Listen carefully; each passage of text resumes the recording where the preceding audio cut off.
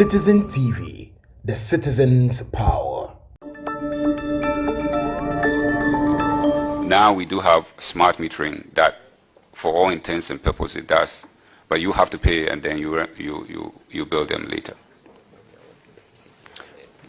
What advantage does the smart metering give you in solving this problem? I still don't get it.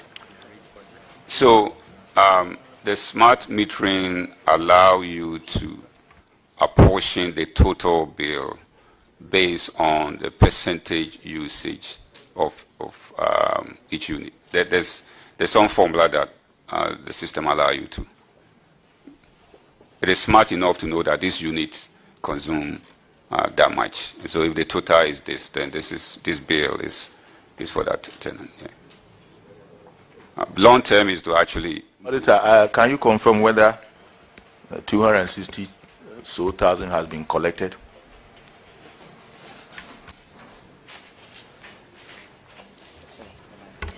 Honorable Chair, yes, it's 250,000, 265.54 Ghana cedis had been collected, leaving a balance of 57,179.43.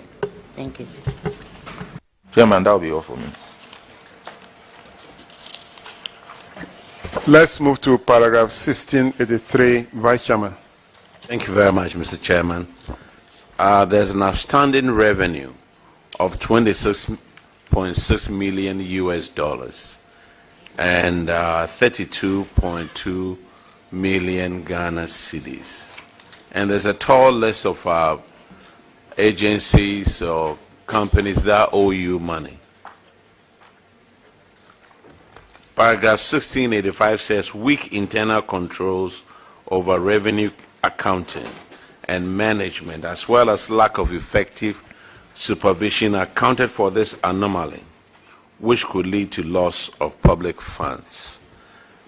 Now, Glo Mobile, have they paid this amount?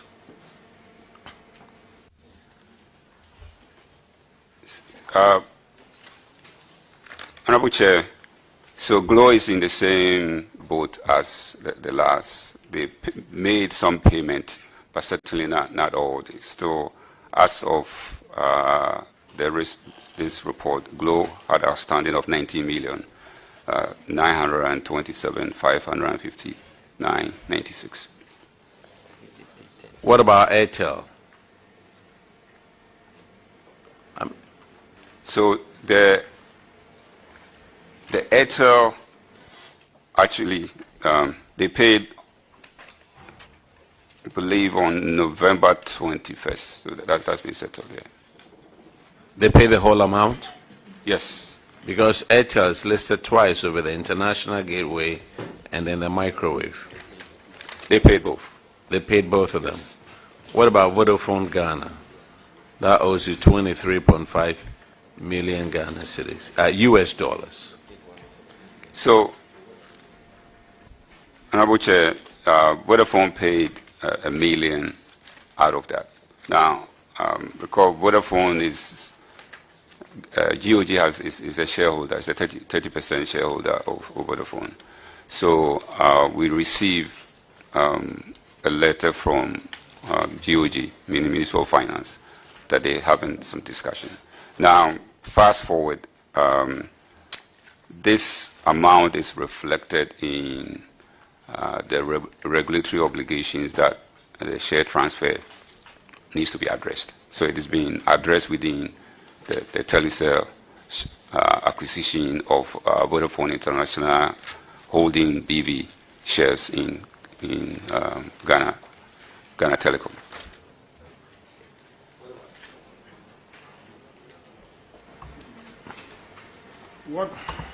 What is the percentage shares being held by government of Ghana? 30%. 30%. So if Vodafone is owing NCA and government is holding 30%, and you are saying that government has written to NCA to do what? What has government going to do with that? That they Vodafone is government is only a shareholder. The management of Vodafone must ensure that they take care of the operational costs. Have the Vodafone, have you received letter from the 70% other shareholders? So, Honorable Chair, so the sale of spectrum is actually government's money. It's not NCA. It's GOG's money. So So GOG's money, so they don't want to pay because they are the ones going to provide the money to pay themselves, so they want to set up. Is that what you mean? Not really. Because there's within the shareholding arrangement, I'm sure there are other obligations that are not within our purview. So the shareholder can agree, and in this case, GOG can agree that okay, let's hold on until this can be settled. But the point that I also want to make is, these spectrum monies actually goes to government, 100%. 100%. Yeah. Anyway. What about Vodacom Business Ghana, the microwave link fee of 329,000 Ghana cedis?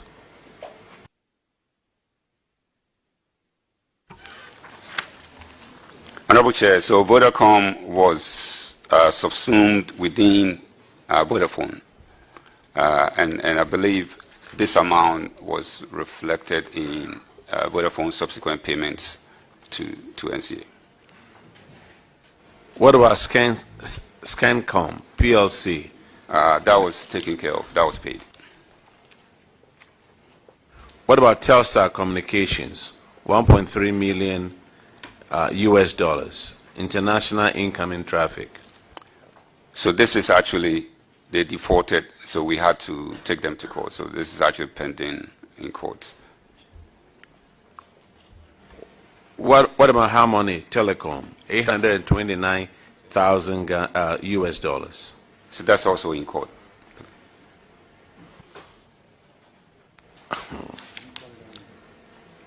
What about KNet Limited?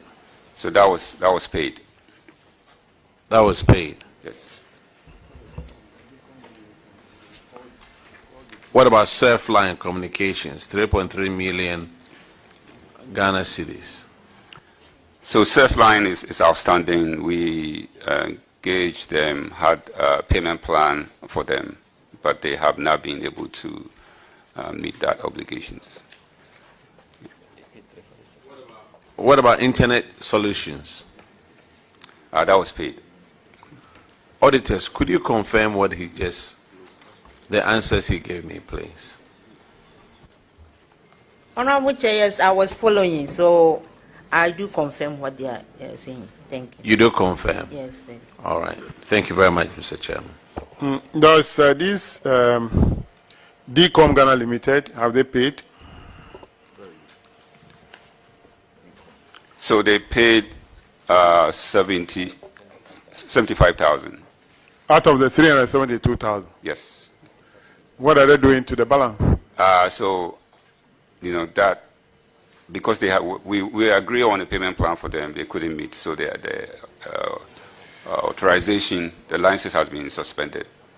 If they don't, then we will not renew and we take them to court. So their license have been suspended? Yes. Are they still in operation? They are not?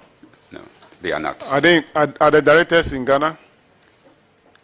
The directors are in Ghana also. Right. Well, how are you going to collect the money from them? Recover the money? So they are part of a series of companies that currently are pending in courts. In court, okay. All right. All right, call between Limited. So call between has paid. Has paid? Yes. Okay.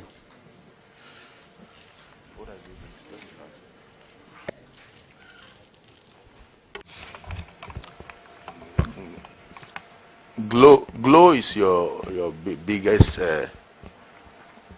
debtor. What have you taken against them? Honorable Chair, as I indicated earlier, Glow's 2G license is up for renewal in July. So typically, as part of the renewal process, you have to make sure that you fulfill all your regulatory obligations, including any outstandings. Prior to this, we've engaged them severally. We've had payment plans. They will make first payment, second payment, and then you don't hear from them. So we are pretty sure by July we should be able to address this.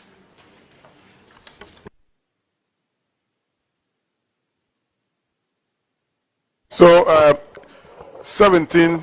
paragraph 1705, Deputy Ranking. Thank you very much, Chairman. It's about omission of revenue receivable from Scancom in NCA's books. You earlier on explained that because this authorization fee and renewal of licenses are paid to government, it seems to be creating a bit of confusion. In the auditor's point of view, once you issued receipts, invoices to these companies, they are supposed to pay the money to you. Then you later transfer these sums to government. But you're also explaining that that should not be the practice. They can also pay directly to government. What would it take for you to do that? Let them pay to you, then you pay to government, because there's a regulation and a law that has to be followed. So first, what has been the practice now? Because if you don't follow the law, then it means that this infraction will always be appearing in your books. So what have you done about it? Thank you, Honorable Chair. Yes, you are right.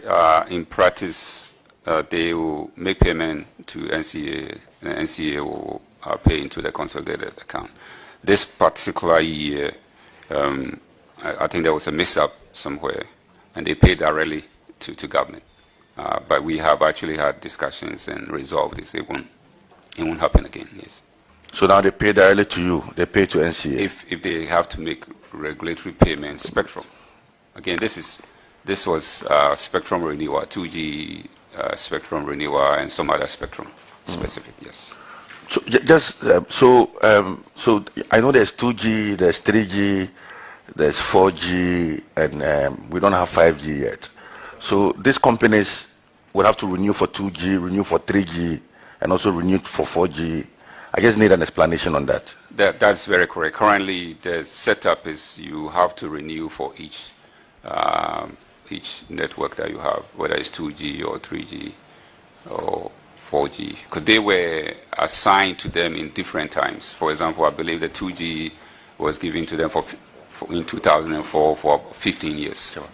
And then there was a 3G at some point, and there was a 4G at some point.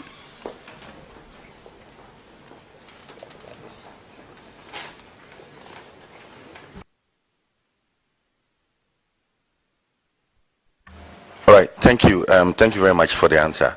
Auditors, are you able to confirm if the current practice is that they pay to NCA and NCA pays to Ministry of Finance? Honorable Chair, yes, confirmed. Thank you very much. Yeah. Before you continue, the fees for the Spectrum, you say that they pay separately for 2G, 3G, and then 4G. Is that the practice internationally, or is only Ghana that you are charging separately? So the practice currently in most countries is what we call a unified license, where the 2G and the 3G and the 4G are combined. And the reason why NCA was doing that, or Ghana was doing that, basically, was the 2G in those days. That spectrum was only for voice and some basic data like SMS. Right. So when you have the 2G, when you have the 3G, then you can do some data. Today, technology has advanced in such a way that a 2G license that was issued for voice only can now do data. All right. So at some point, hopefully before the end of the year, we will converge all these licenses into one unified license. All right. Thank you very much. First, I want to commend the NCA for the introduction of the eSIM. I mean, It was one headache that most people who travel into our country had. And but there's this acquisition that is happening or is likely to happen. That is from Vodafone to Telecel. My question is that what will happen to the workforce? What will happen to the workforce? Then, secondly, recently traveled to the UAE, where when you get to the airport, you are given a SIM card. These are the minister is here, so you are given a SIM card. Can we consider this as support for these telecom companies owned by? Hello, please, honorable members, please. I haven't given you the floor, honorable. Continue. Would you consider the introduction of this tourist SIM just to support the companies, the telecom companies owned by Ghanaians? These are my two questions. So one has to do with the workforce of Vodafone. If this happens, what policies are you putting in place to ensure that we maintain the workforce and also this tourist SIMs? Thank you, Honorable Chair. So I'll take the last one. So currently, the telcos are able to provide SIM for all tourists or visitors. So when you come in at the airport or at any point in time, there's the SIM registration application is able to process you to be here for 90 days. Beyond 90 days, you need a non-citizen Ghana card to proceed. So that process is actually in place. The first one, if you recall, when we did a press release, we said it was a conditional approval. So as part of the conditions, HR matters will have to be resolved. So hopefully, before we grant the final approval, that will have to be addressed. Thank you very much. Minister, welcome from Abuja. Thank you. So that'll be all for National Communications Authority. NCA, you are discharged. Thank you, Chair. Thank you for now let's welcome the Minister of Transport. We are taking the Ghana Shippers Authority. Ghana Shippers Authority.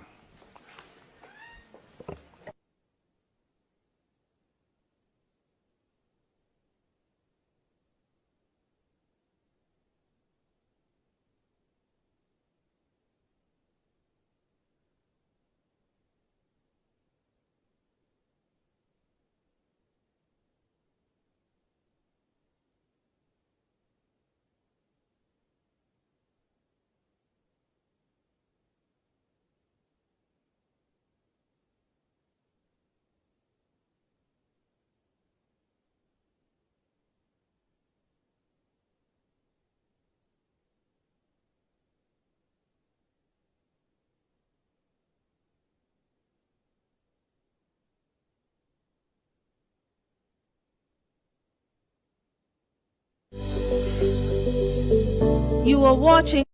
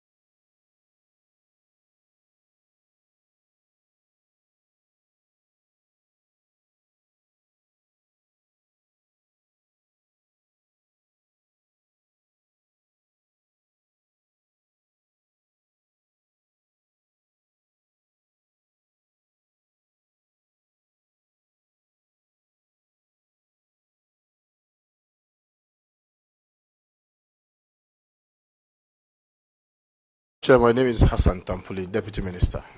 Thank you. Mr. Chair, my name is Benonita Bismarck, the CEO of the Ghana Shippers Authority. Honorable Chair, I'm Frederick Obeng Adom, Deputy Minister. Thank you very much. You're welcome. So we are taking the Ghana Shippers Authority. The first infraction is paragraph 1941.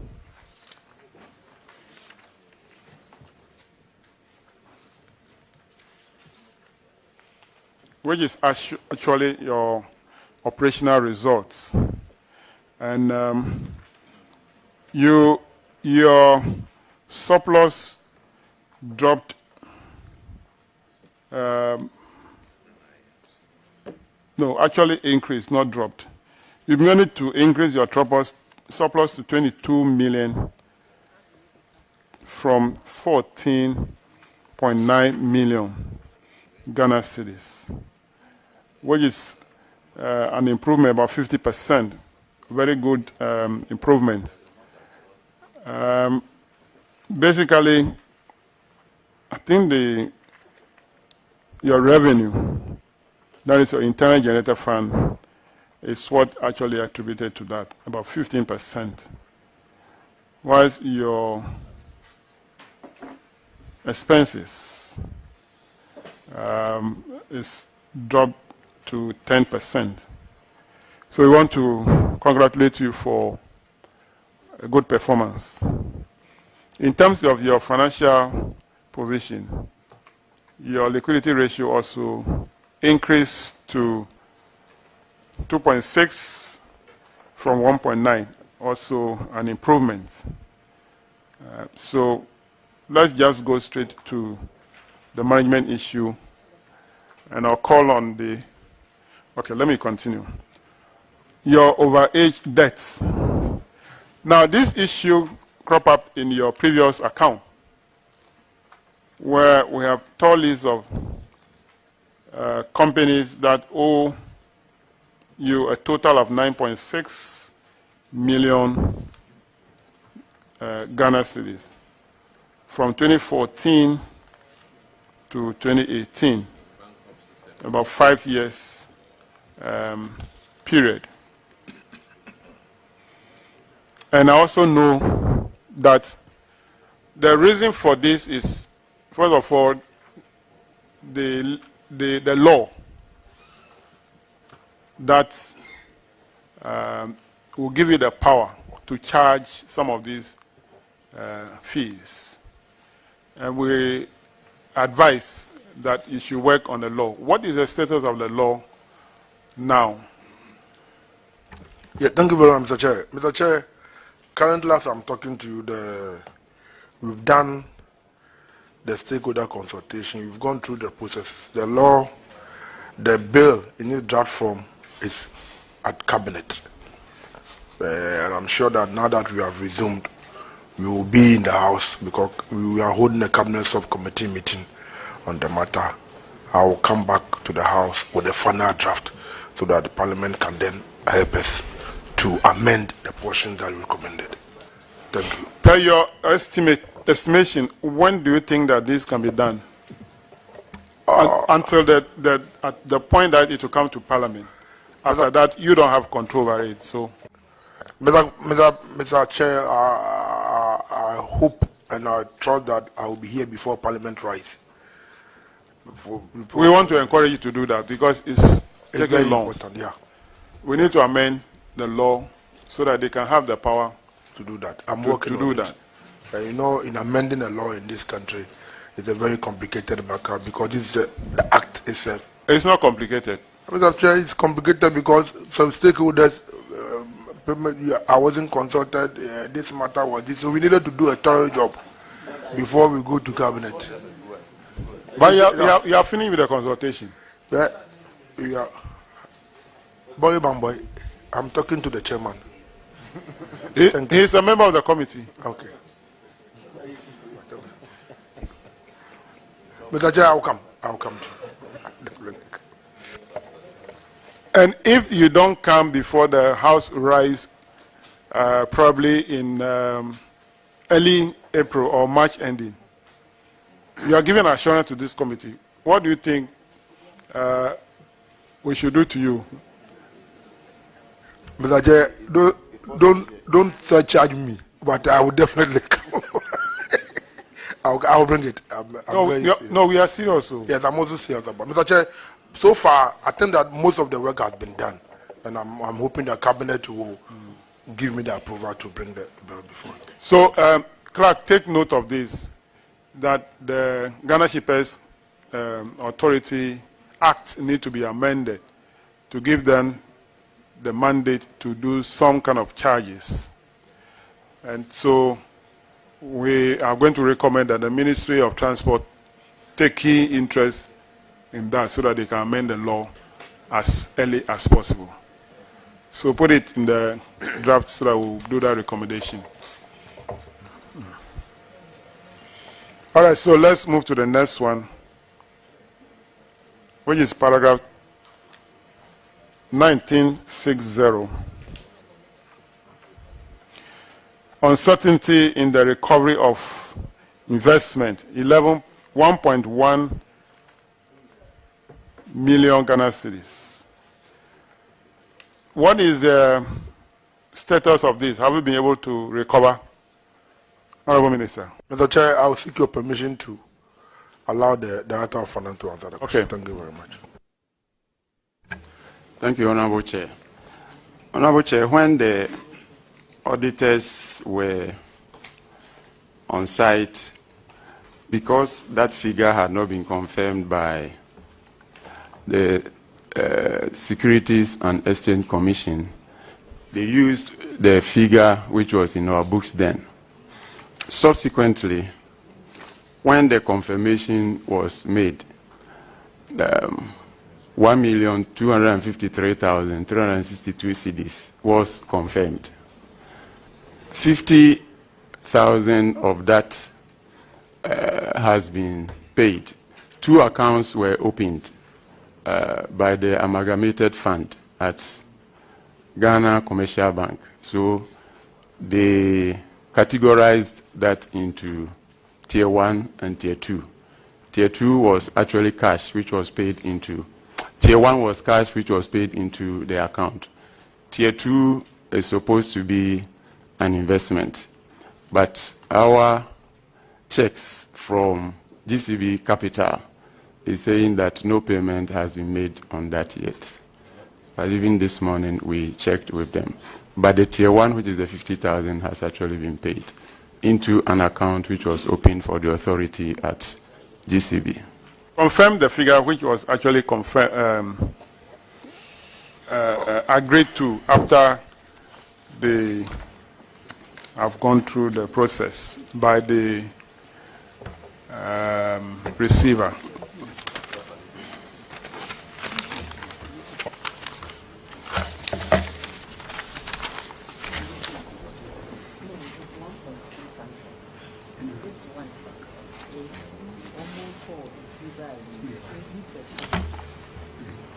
Honorable Chair, 1 minute.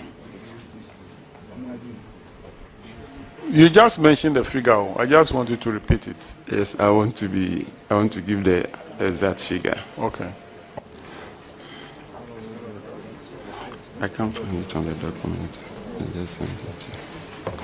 Honorable Chair, it was 1,253,232 cedis, 87 pesos.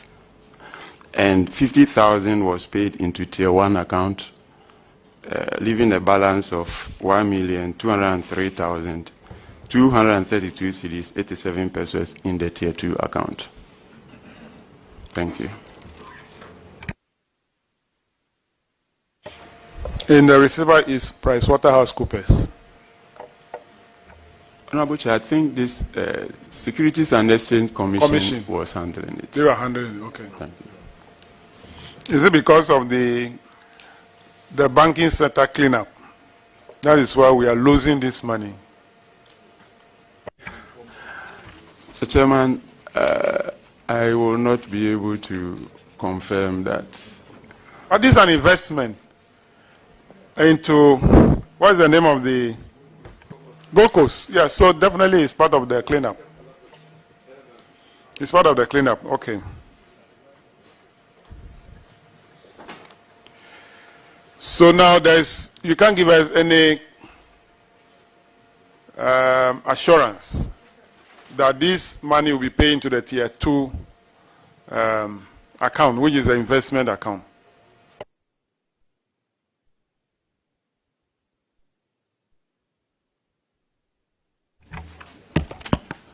Honorable Chair, the tier 2, the 1.2 million is actually in the tier 2 account, except that we can't have access to it because what we were told was that it was in investment. No, you said earlier on that your check from GCB shows that they have not received any money into that investment account.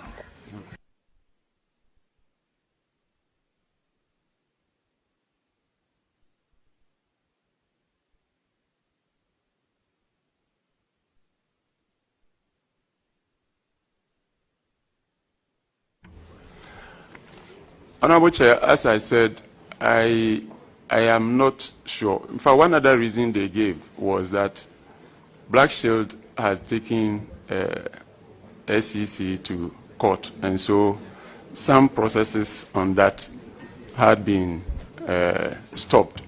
So I can confirm that 2 accounts were opened, the tier 1 and the tier 2.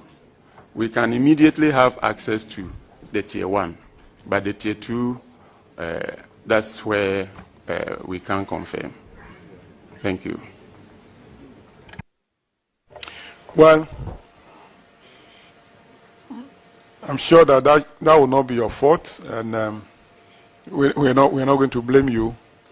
But I think that the banking sector cleanup has negatively impacted most of the institutions and agencies. Yesterday, Cocoa Board had invested 7.5 million into Gold Coast securities.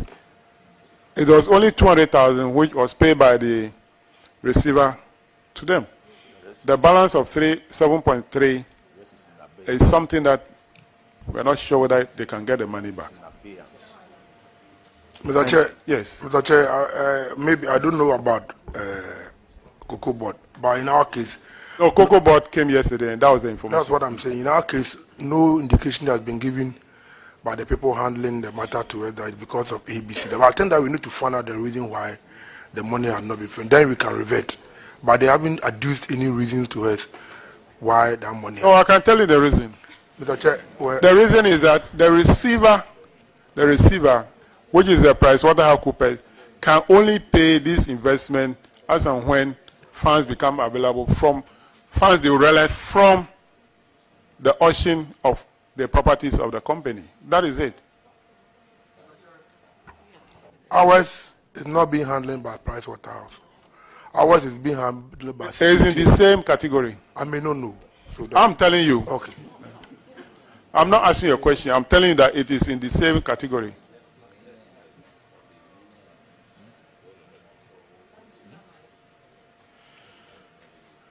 Let's go to paragraph 1966, ranking. Thank you, Chairman. In this case, two customers or 2 tenants, Marco Logistics Takrade and CDH Savings and Loans, they owe you, they are your tenants, they owe you. Marco owes 391,692 cedis, 22 pesos, and CDH owes you 78,454, 62 cedis. Have you been able to collect these rents? Thank you, Honorable Chair. In respect of Macro Logistics, our lawyers took the tenant to court. We received judgment to recover the amount. Unfortunately, the lawyers were finding it difficult to locate the the company. Fortunately, in the course of last year, they wrote to us to come for settlement. Unfortunately, that also did not materialize. What we can report is that thankfully our lawyers were able to locate some assets of the company, and we have instructed them to go through the legal process to recover the amount.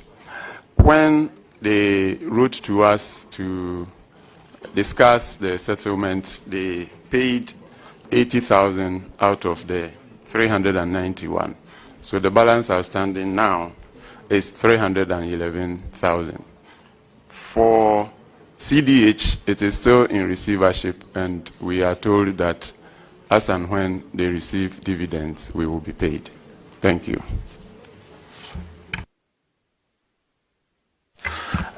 Chairman, thank you. Let me seek this clarification.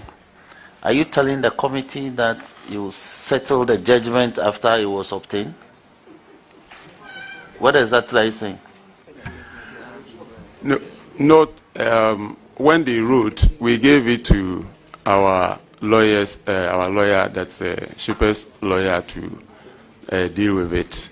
So, hold on. Maybe you are miscommunicating. Okay. You obtained judgment against the entity. Yes. You couldn't immediately locate property to levy execution to obtain fruits of your judgment. Then somehow they approached you to do what? To compromise the judgment now? Or to pray for time to pay the judgment debt by some installment? Honorable Chair, they wrote to us to ask for time to pay the judgment debt. Okay. And that is what we gave to the lawyer to handle. Okay. Because Okay. Did this go back to court? No. It did not? It did not. So somehow your lawyers discovered some property in their name? Yes. And are going through the execution process now? That's what we have advised them to do. No, it's the lawyers who advise. It's the lawyers who will be advising you. Yes. So they are advising that they've located some property, and so are taking steps to levy execution. Exactly. Okay, ensure that they do that expeditiously. Thank you. Okay, thank you. That'll be all, Chairman. So that'll be all for Ghana Shippers Authority. You are discharged. Let's have Ghana Civil Aviation. Ghana Civil Aviation.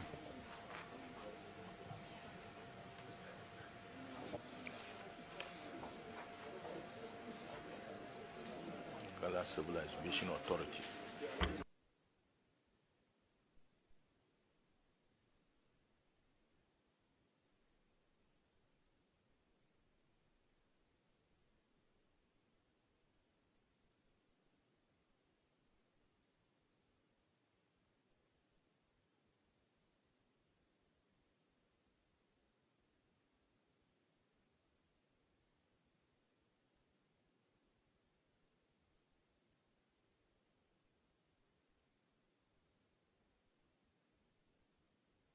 Kindly introduce yourself to the committee. Mr. Chair, I'm still representing them, so I'll let the Director of Finance and... Yeah, they will introduce themselves, okay. Not you. My name is Charles Kreku. I'm the Director General of Ghana Civil Aviation Authority. My name is William Afotude, Acting Director of Finance. Afotude, Acting Director of Finance. Is it the Afotude from Tajaho? Oh, okay. Wow. That's my constituency. And I was the same staff member with one Afotude. Maybe after you finish, I'll have to talk to you. Yes. All right, so Ghana Civil Aviation Authority, paragraph 2019. Honorable Kisi. Chairman, thank you. This largely I'll start off with the operational results.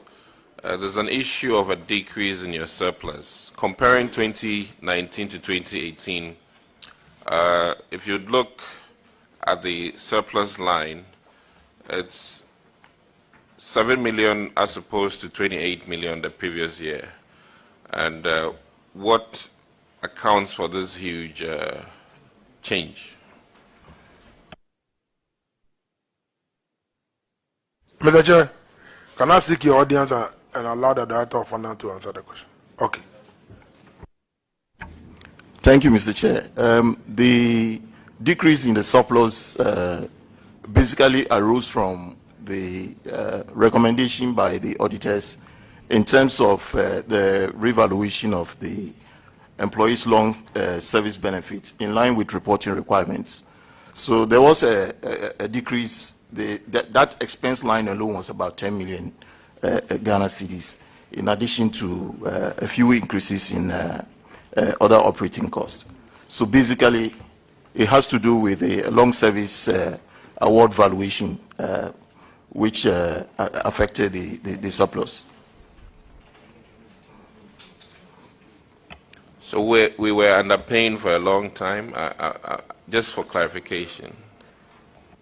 The reporting requirements indicate that you need to have an estimation of what your liability in terms of employee benefits ought to be.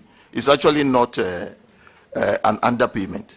It's a provision in terms of the value of your employee benefits going into the future, as part of the reporting requirements. All right, so one last thing. On your other income, 2018, 24, 2019, 5 million. And what's the explanation there too, please? Okay, thank you, Chair. The explanation for the decrease in the other income actually arose from exchange losses because we had to revalue the loans that we took. The loans that we took were in USD. And so by the close of the year, when we did the revaluation of the loans, the loss in terms of the exchange actually affected the profit that we had. So that accounted for the decrease in. We report exchange losses as part of financial items, which is reported under other income.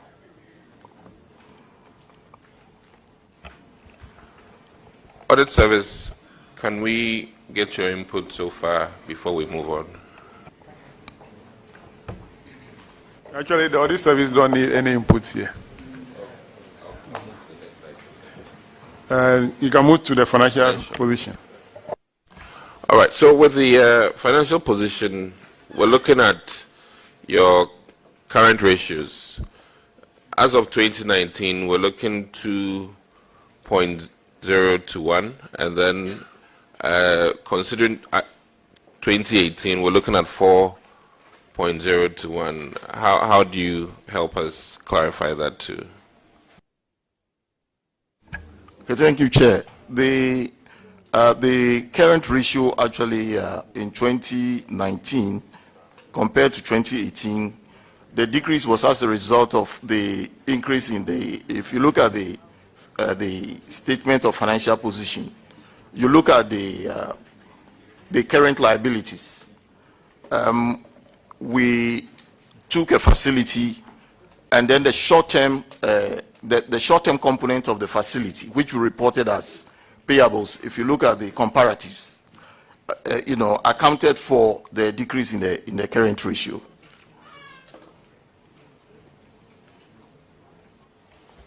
How's the outlook now so far after your huge increment as of 2019? Are things better now?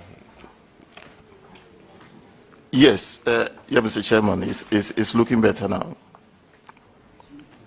Chairman, I think that'll be all for them. Thank you very much. So we'll move to paragraph 2028. Honorable Apak. Thank you, Chairman.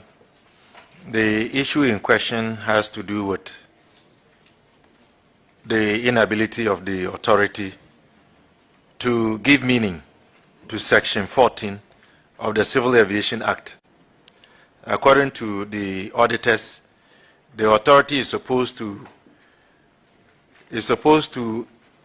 make a realization of its revenue receipts into an income surplus account for the payment of development, renewal, depreciation, and any other purposes determined by the board in accordance with the Act. The auditors indicate that this has not been done, and the authority has also failed to determine the amount of revenue receipts that should be set aside to the income surplus account. You did admit and indicated that you would take corrective measures. What have you done with regards to this infraction? Thank you, Mr. Chair. The issue actually had to do with, first, whether we had set up funds to deal with the acquisition and renewal of assets. And the second one was also to deal with whether we reported net income and income surplus. Mr. Chairman, I can confirm that these two have been done. The process in actually setting aside. Aha, I am Nakado Ghana Limited. You work as well, just up hospital. Yeah, you might be in Sassi, where you money. Yes, I see dying. Yes, also yes, surveying. Nature in Sassi soon crater. Yes, also the infidel high. We are surveyor around. No, baby, the age of my bar, you bring you be a mount. There was Sassi on me, baby. You will be what danger. You will be out to group. You will be what you chew, you will be what akuti. Opesoni Nakado Ghana Kasa. Frey wa umayin so 0536 943494. Ya mwakwa baba Nakado Ghana Limited. Ya ton sase. Yesi adan. Ya adan ho krata. Oba hanom a yebete so amawo. Ya sase no langard ni so. Se usika nso kra na oba yebebo modern ni ahwew. Watua ne kakrakra. Se mpo wo ya bodwo adwuma. So utopia water we de ni oye bia no behwe ne ate so amawo wo se ukura usika nso sika boten so ba nso ebehwe na ya hwe ne aye ho adwuma mawo ya sase no langard ni so aha no ntokwa ya ne asase ne sa eni hanom na se ye mo asase ne nso a ye behwe ho ahu se ubenya wo krata a wo de dache obibi ni a betumi aye ho adwuma Medin the big mama Mabato asase me papa signa na me sakai asase so da form e wo Nakado company asase ne fofofo so woni wusika so pa ye ma obi na wo twa kakra enti papa na me sakai nti obi amra o magine de obi amra o magine de obi amra o magine de Nakado company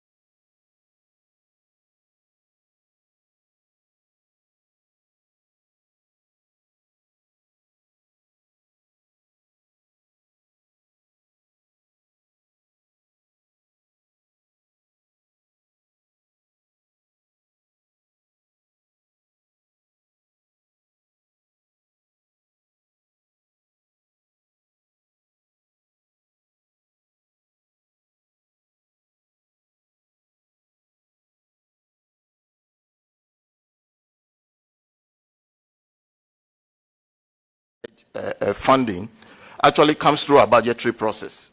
Once the board sets aside a certain X amount of money to deal with capital projects for renewal and of other assets, then we look at how we are going to fund it. What we have also done is that we have set aside funds in certain designated accounts to deal with asset replacement and all that. Currently, the board is looking at even setting up aside a long-term sinking fund into which we can place money, because the aviation industry is very dynamic and capital intensive, and so that has been done. Auditors, have you seen any documentation to the effect that these recommendations that you made have been complied with? Mr. Chairman, the recommendation has been implemented. Thank you. Thank you, Mr. Chairman. Thank you very much. The last one will be taken by the ranking member, paragraph 2035.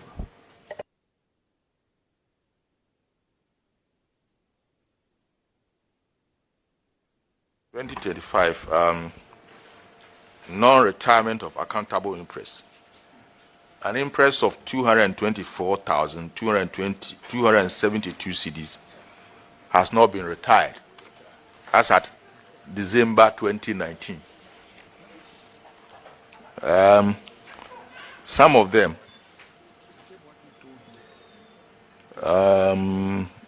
has been outstanding since July of 2018. I just want to know from the accountant whether these interests have been retired now. Thank you, Mr. Chairman. It's been resolved. All the debtors have fully retired their interest. And the auditors confirm whether all the interests have been retired. Mr. Chairman, out of the 10 payment vouchers, 7 of them have been retired, leaving 3 with a value of 55,498 cedis unretired. Thank you.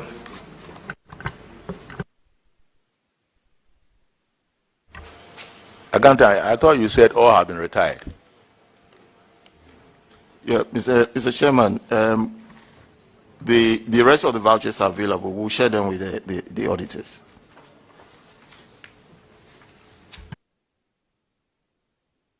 Auditors, can you confirm that at least the 7 of them have been retired, as he said? Mr. Chairman, confirmed. So you can share the remaining 3 with the auditors so that they will report to the committee. Thank you, Chairman.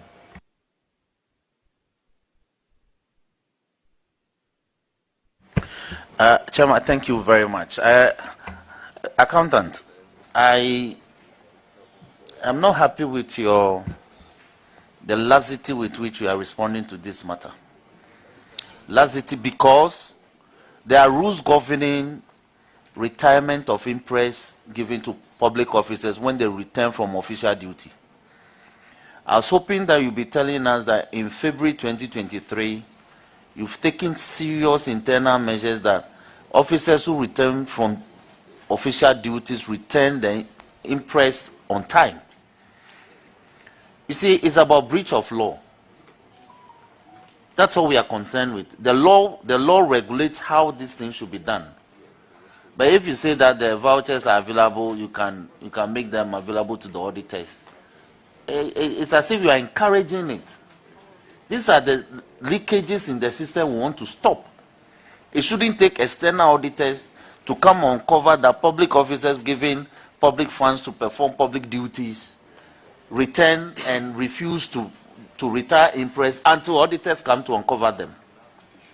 So, as part of our mandate, we want to ensure reform in the public system. So assure us that going forward, officers, when they return from duty, they'll retire interest immediately as the law requires. We want that assurance. Yeah, thank you, Mr. Chair. Mr. Chairman, I think that the question that was asked was specifically related to 2018-2019, and that is what the Director of Finance made an attempt of responding to what he has done in relationship to that. But I think that going forward, we've taken a cue from what the auditors have said, and and we have put in place mechanism and system to make sure that, you see, there's always, some of them also do operational things, and there's always a time frame within which they move around. So, Mr. Chair, it is not a deliberate attempt that we will sit down unconcerned and make sure that they don't come and account for what it is that they need to account for. So going forward, I think that some of these lapses will be taken care of. Thank you, Mr. Chairman. All right, GCA, you are discharged. Let's have Ghana Airport Company. Ghana Airport Company.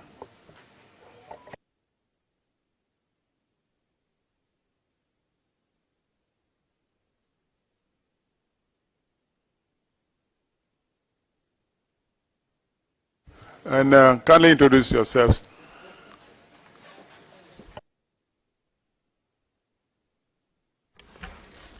Good morning, Mr. Chairman. My name is Pamela Jamson Tete, and I'm the Managing Director of Ghana Airports.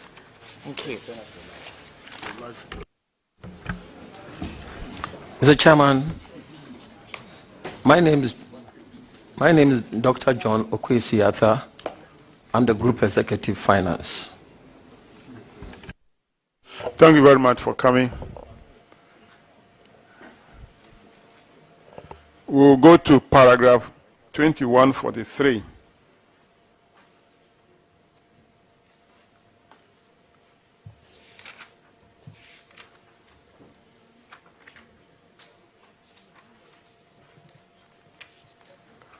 And it's on your operational results.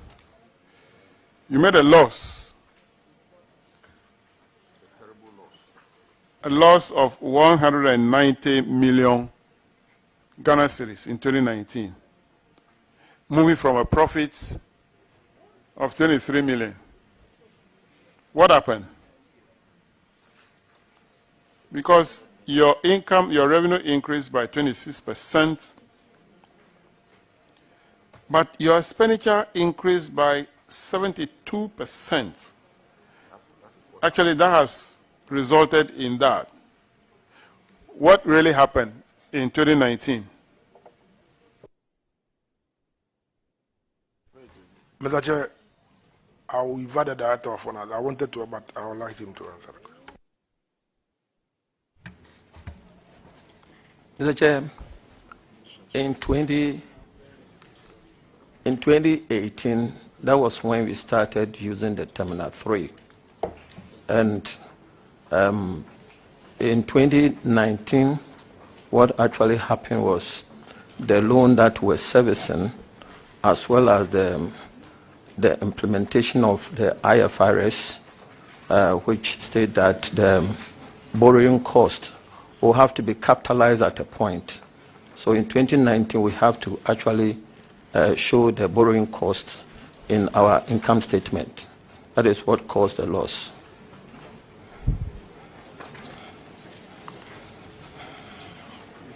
Yeah, so if you had capitalized it in 2018, the effect will not be that great. Yes, sir. Okay.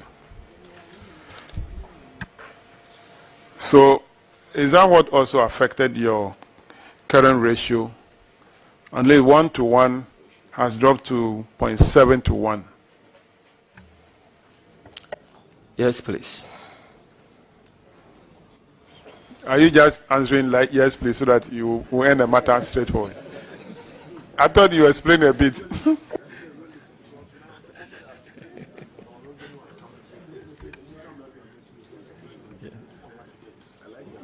Anyway.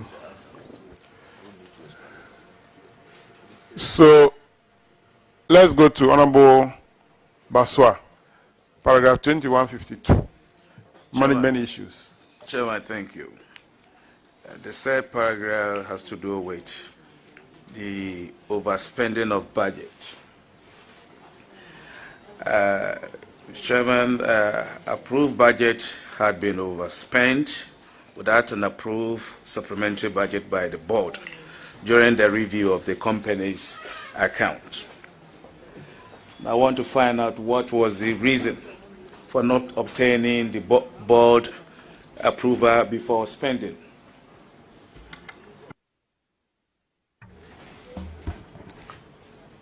Mr. Chair, there were a few items that the external auditors indicated that they were overspent. But I need to indicate that we have 4 major expense classification: the operational expense, the employee expense, the general and admin expense, and the finance cost. These items that had been indicated here, 2 of them are under the operational expense.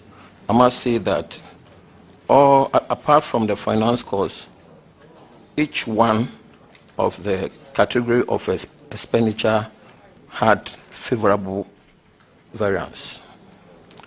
But what actually happened in this case was that during our budget, I have the 2019 budget here, we identify one item of expenditure, which is the CETA charges. CETA charges are charges that we actually incur with regards to the facilitation of passengers in the terminal, the system that we used. So we realized that is a huge expenditure, so we decided to take it out of subscription during the budget process. And implementation of the actual, we actually added it to the subscription. So when the auditors came, we explained it to them, and I think they were satisfied with our explanation, and our recent auditors have come to confirm exactly what we have said. So they resolve it for us. Thank you, sir.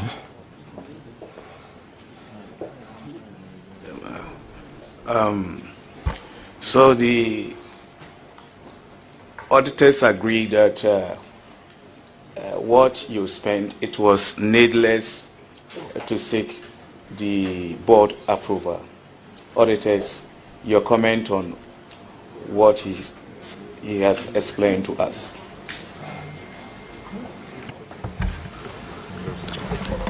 Honorable Chair, for the current issue that he's talking about, we are not aware, but if you read their own responses, management responded that they would endeavor to operate within reasonable limit of approved budget, and where there is the need for any additional expenditure, procedures for prior written approval from the board of directors will be taken before expenditure is occurred.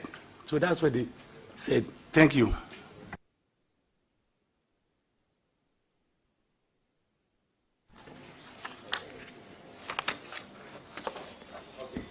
Chairman. All right. Minister, I noticed that staff wages, according to the table, increased from 81,000 to 3 million. A percentage increase of over 3,689 staff wages between 20. So I don't know whether that is really the case. It looks to me that the 81,000 is unrealistic, unless. But accountant, can you? Mr. Chair, I would like to indicate that in the year under review, we had to, in 2019, that was when the airport Terminal 3 has started. So we had to recruit some staff on contract basis.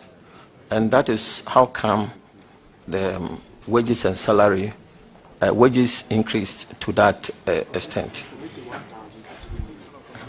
So I would say that in 2019, the budgeted figure was really understated. But what we have is what I'm saying, that we recruited. Who understated it? Mr. Chair, we did. You did? Yeah. What is the salary of your managing director and you put together? If for a whole year? I'm sure it may be more than 81,000, isn't it? Your salary and that of them put together for the whole year. So how on earth do you budget 81,000 for your salaries? Mr. Chair, I must also indicate that during that period and the review, we have to also incur some expenditure on the national service persons. I'm talking about your budget, not your expenditure.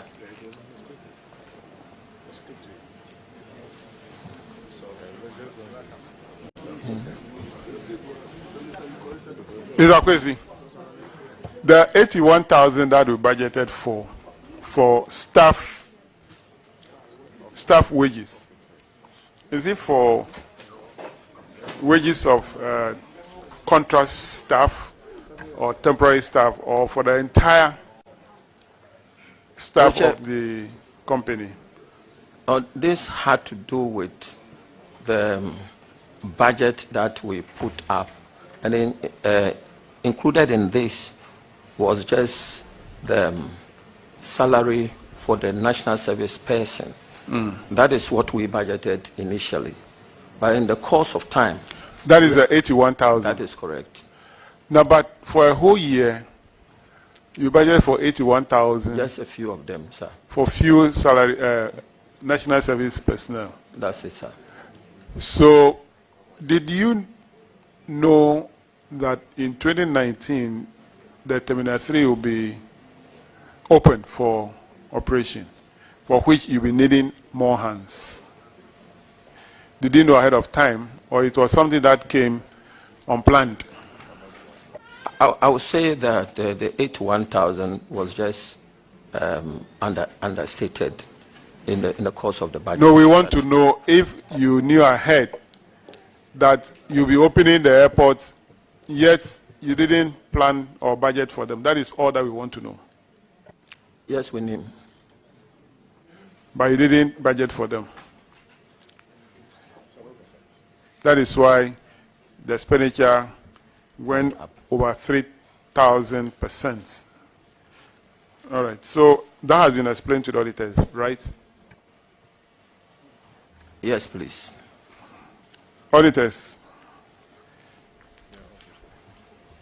can you confirm that they've explained to you and the explanation has been accepted? Honorable Chair, yes.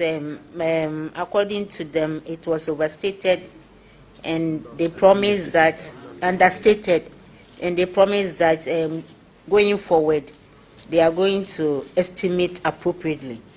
Thank you. All right. We hope that in the subsequent 2021 reports, we will not have this kind of thing again. All right. Let's move to the last one. Honorable Bauer, paragraph 2158. Thank you, Mr. Chairman. The paragraph deals with staff welfare and personal insurances deducted and not transferred into the designated funds. And the recommendation was that I think the amount involved was 7,553,987.10. And the recommendation was that management should urgently make payment to all the various fund accounts. Can you bring us up to speed as to the status of the recommendation? Mr. Chair, I would like to state that all that has been paid, we fully have paid for 2019, 2020, and 2021, as well as 2022, part of it. Auditors, can you confirm that they've made this recommendation? Honorable Chair, yes, all the outstanding amount has been paid. Thank you. Mr. Chairman, that's all for me. That'll be all for Ghana Airport Company. You are discharged. Let's have a Ghana Ports and Harbour Authority, GPHA.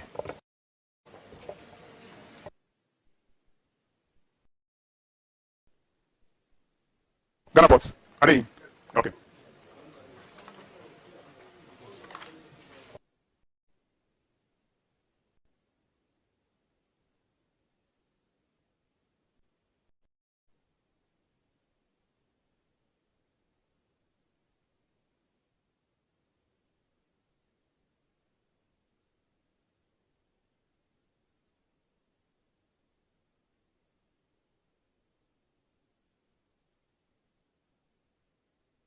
Kindly introduce yourselves. Sure, my name is Michael Luguje, Director General, GPHA. Thank you. I am Mause Sapati, General Manager Finance, GPHA. Thank you. You're welcome. So, we'll go straight to the operational results, paragraph 2095, Honorable Apak.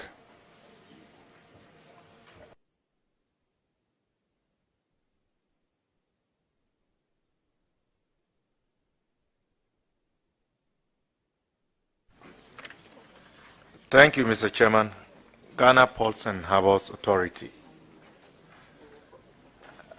You are welcome. You are not paying attention. Mr. Luguje. Thank you, Chairman. I am welcoming you. Thank you very much. I'm here. Look at me. I'm here. Okay, thank you. Uh-huh. Oh, thank you. Uh-huh. I know. We grew up in the same neighborhood. Thank you. That's why I'm being specific. Thank you, Chairman.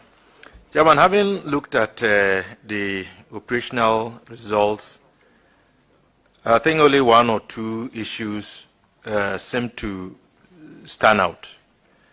In the area of total income, there's been a marginal increase. But if you were to look at expenditure and you look at exchange losses, there is a colossal difference between 2018 and 2019. I think the percentage difference is 246.4%. That clearly caught my attention. May we know what factors contributed to this exchange losses? But give us some explanation.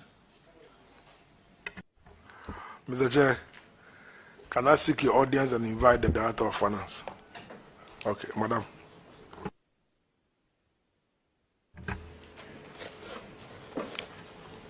Thank you, Chair. Exchange losses arose as a result of the loans we contracted in foreign currency, specifically dollar and euro. And we were drawing down more on dollar loans in 2019. The depreciation of the cedi, that's what contributed to that vast difference. Thank you. Very well. I think that what you've said is self-evident. But it is true that, you know, the cedi has suffered depreciation. We are even grateful that it is not now, because it would have been worse. Let's move on to the financial position, which is on page 464. The Chairman, Minister is heckling me. The Minister for Employment is heckling me. I haven't said it's the first time. I'm only saying we are lucky that at the time, the magnitude, the quantum of depreciation Honorable Minister was not as bad. Honorable Minister, please. Thank you, Chairman. So, in looking at the financial position, comparing 2018 to 2019, the auditors have indicated that the liquidity position measured in the current ratio obviously decreased. And this suggests that the authority did not have sufficient cover to enable it meet its short-term obligations. What explains, what is the explanation for the reduction in terms of the liquidity position of the authority? Thank you, Chair. The MPS Terminal 3 started operating in July 2019. So with that, we have lost some part of our revenue to MPS. And that has translated in our cash balance. So that affected the liquidity ratio. But Chair, it has dropped, but we have been able to pay our liabilities till today, and we have not embarrassed the nation. Thank you. Thank you, Madam. I like that. You have not embarrassed the nation. It's commendable.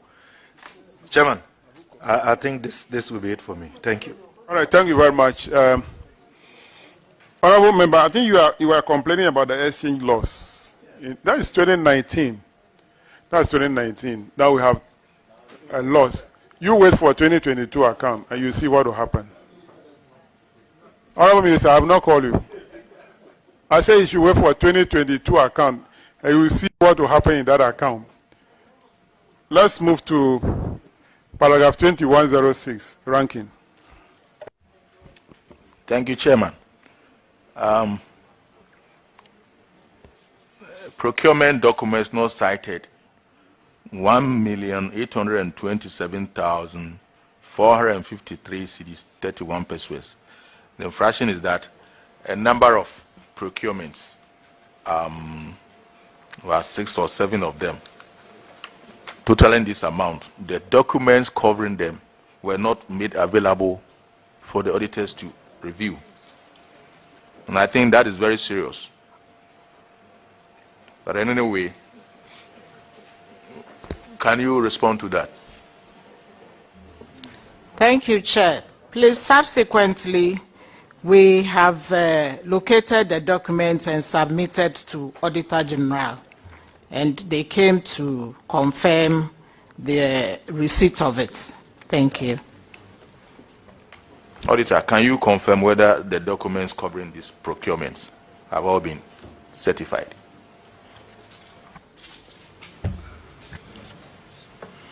Honorable Chair, the said document has been verified. Thank you. Thank you, Chairman. Thank you. Let's go to paragraph 2111. It's on an investment in International Maritime Hospital, which is not being monitored. According to the auditors, the authority holds 100% equity interest in the hospital.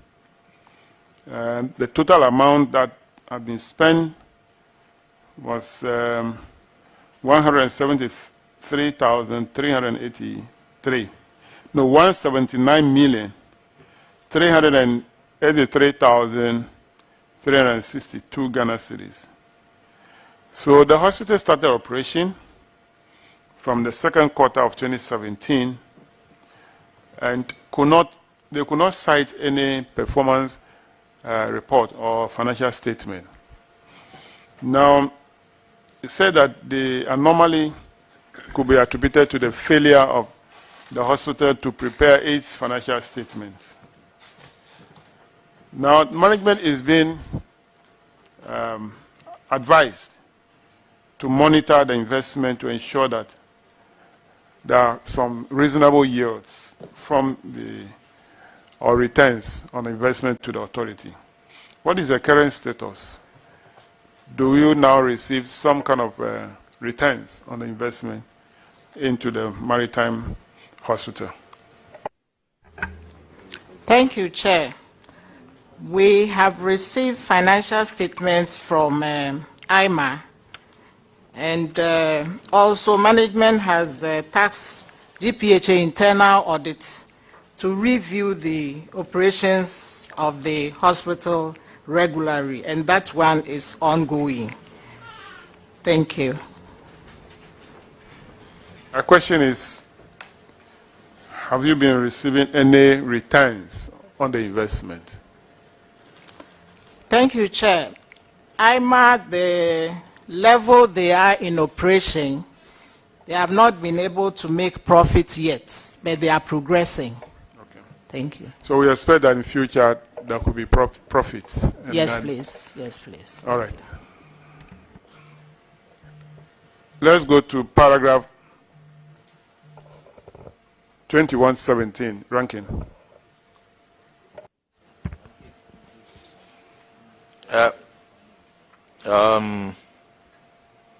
Award of contract to a non-tenderer. Award of contract to a non-tenderer. 276,000. And then 276,674 cedis and 27 pesos. Management of ports and harbor. Advertise for the use of national competitive tendering method to procure chemistry analyzer. The summary indicated that 4 tenders were purchased, but only 2 were submitted and found responsive to at the close of the submission date. The 2 responsive tenders were PFK Scientific Limited and Namakra Chemicals Limited, with price quotations of 248,246 cedis and 87 pesos, and then 363,510, respectively. We noted from the minutes of the Entity Tender Committee dated 2nd May 2018 that PFK Scientific Limited was recommended by the evaluation panel as the most responsive tenderer to execute the contract in the sum of 248,246 cedis and 87 pesos. We further noted that from the minutes that the contract was awarded to and executed by DCL, a non-tenderer, in the sum of 276,674 pesos.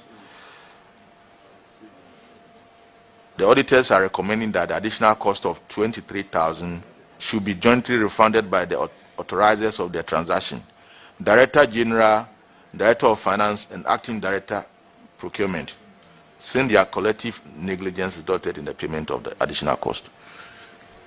Thank you, Chairman.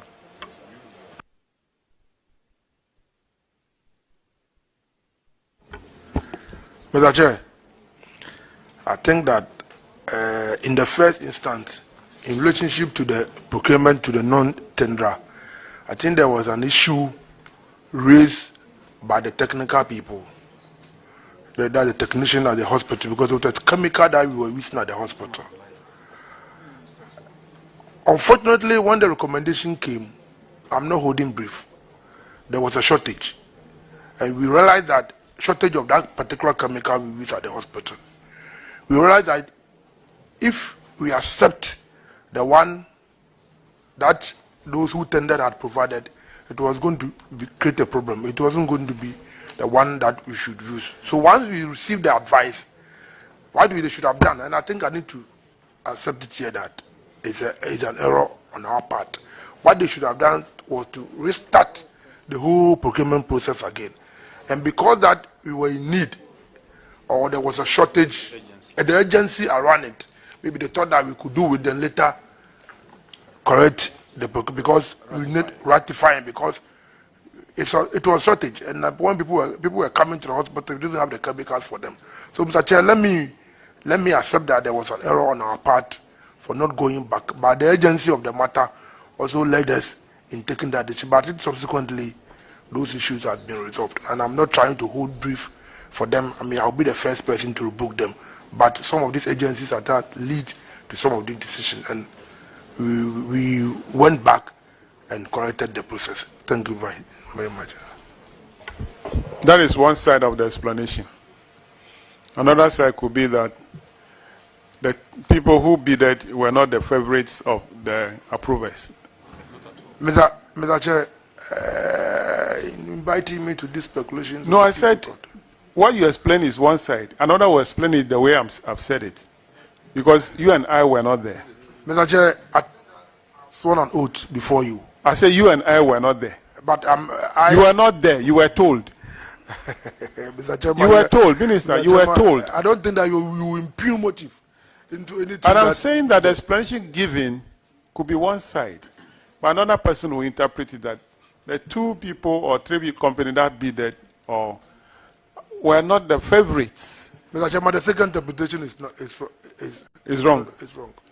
On our part. So they could have just gone and used the process to get approval from the procurement authority to go and do sole sourcing. Mr. Chair, I think that I consider tendering. I consider to that fact that the agency led us to. But it said that ignorance of the law is not. I agree with you, but the agencies of the matter also allowed lead to because people were going to die. Now the recommendation is that the difference between the lowest bidder and then the price at which they actually bought should be surcharged to those people involved. It's simple. I think that recommendation is fair. If they would have referred you to court, and when you go to court, it's a procurement breach. The judge has the power to sentence you to not more than 5 years, and not or to a fine of not more than 2,500 penalty unit, or to both. So asking that the 3 people involved should refund this money, I think is fair. That's shortening the thing. Don't you think so, Honorable? Or you prefer we refer the case to court, to the Attorney General to prosecute you? But the Attorney General is here, he's listening to us. Chair, I think that recommendation came from the auditors. Yeah, they said they should refund the difference. That's the recommendation. Yes. And so I can decide to say no, go to court. But I want to go by this. So we affirm the recommendation of the auditors. Thank you very much, Mr. Chair. Clerk, take note.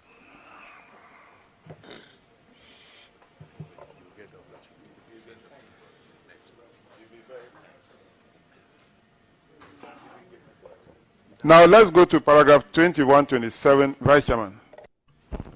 Thank you very much, Mr. Chairman. We are talking about single source and restricted tendering, procurement without approval of PPA, 6.3 million Ghana cedis. And Honorable Minister, what this institution did was they bought vehicles, Land Cruiser, Toyota Camry, some Toyota Camrys and Land Cruisers.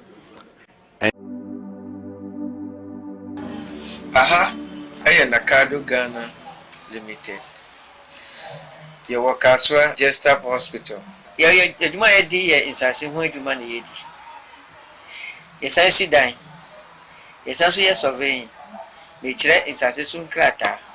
Yes, also the infidel high. We are surveyor all around. Now, baby, the age of my bar, you bring you be a mouth. The ones I see on me, baby. You will be what danger. You will be out to group. You will be what you do. You will be what I could see. Opesoni Nakado Ghana Casa. Frey our mind so 0536 943494. Yamakwa Baba Nakado Ghana Limited. Yaton Sase. Yesi Adan. Yayak Adan Krata. Obahan Moa, Yabete Swamon. Yasase no Langa Diniso. Sawu Usikan Sokrana Oba. Yababa Modeni Asho. What you and Kakrakra. Sempo ya bodwa juma. So utopia water we de yo ye biano. Behwe at Swamon. Utsa ukura Usikan Sikaboten so banso Ebehe. Na yahwe ne aye ho adwuma ma yasase no Langa Diniso. Aha non tokwa yani asase ne sa eni hanom na say your more asase no so a ye behwe ho ahu say ubenya wo krata a wo de dache obibi ni abetumi aye ho adwuma Medin the big mama ma bato asase me papa signa na me saka yi asase so da form e wo Nakado company asase ne fofofo so woni wusika so pa ye ma obi na wo twa kakra enti papa na me saka yi ti obi amra o ma gine die obi amra o ma gine die obi amra o ma gine die Nakado company.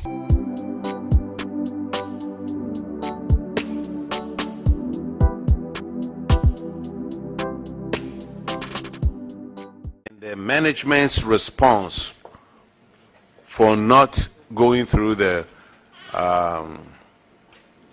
approval was that the management responded that the authority had standardized Toyota and Audi vehicles for 3 directors and Toyota saloons for heads of department because of their robustness. It meant we had to deal with Stalin, Motors Ghana Limited, Toyota Ghana Limited, being the most reputable firms in the sale of Audi Toyota vehicles, guaranteeing regular maintenance, fair price, and after-sales service. The auditor's recommendation is we recommended the management of GPHA should be sanctioned in accordance with Section 92 of the Public Procurement Act 2003, Act 663 as amended. Mr. Chairman, I pass it on to you. This one is straightforward. We actually don't argue over this. So, clerk, take notes. We'll refer this to the Attorney General for prosecution. Whatever defense you have, kindly do that in court and you'll be set free or you'll be fined. So, let's move to the last one for GPHA. Paragraph 2135. Failure to present contract document for audits. According to the auditors, a number of 15 contracts were not presented. The document for 15 contracts were not presented for audits. And then the auditors advised that management retrieve the document involved and forward them for audits. I want to find out if you have provided the document to the auditors for audits. Thank you, Chair. Please, we have provided the documents to Auditor General's Department, and there was a follow-up visit to confirm. Thank you. Thank you very much. Auditors, can you confirm this? Honorable Chair, the said document has been presented and we have verified them. Thank you. Thank you very much. That will be all for Ghana Ports and Harbour Authority. You are discharged. Let's have a Ghana Maritime Authority. Ghana Maritime Authority.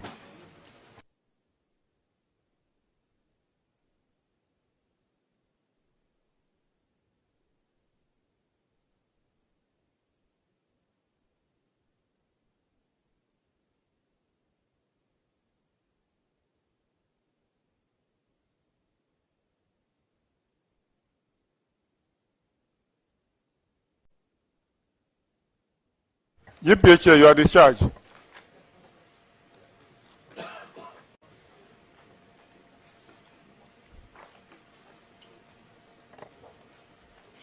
Kindly introduce yourselves.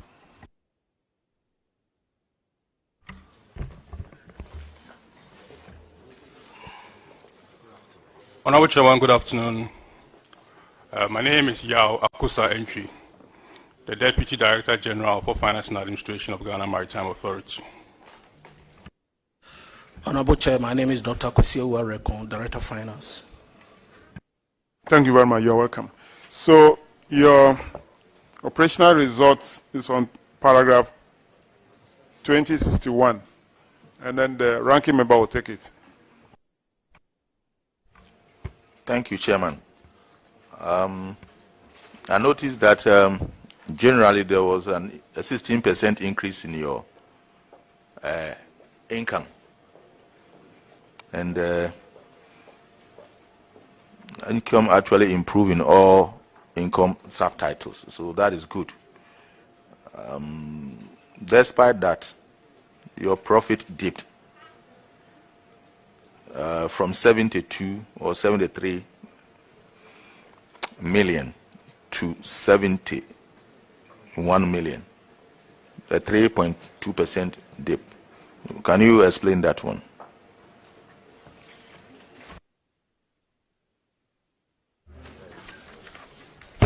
Mr. Chairman, the slight dip of about 3% in surplus was primarily as a result of increase in staff from 193 to 238, which came with additional staff costs, amongst others. Thank you.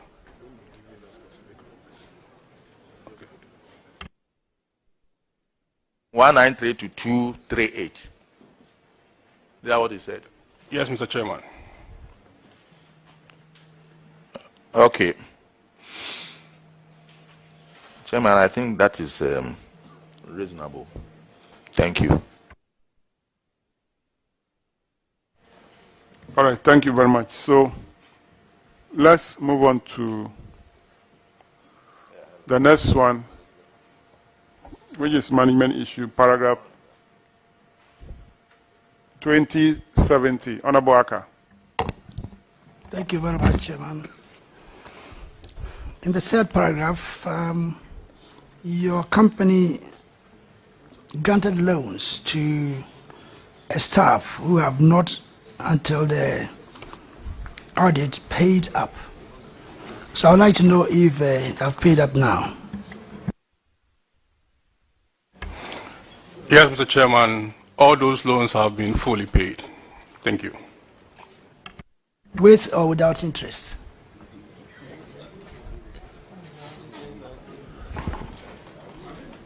We are not a banking institution. We don't grant loans to our workers with interest.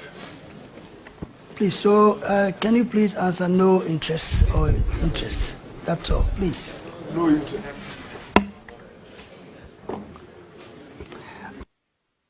Auditors, can you confirm if the loans have been fully paid up?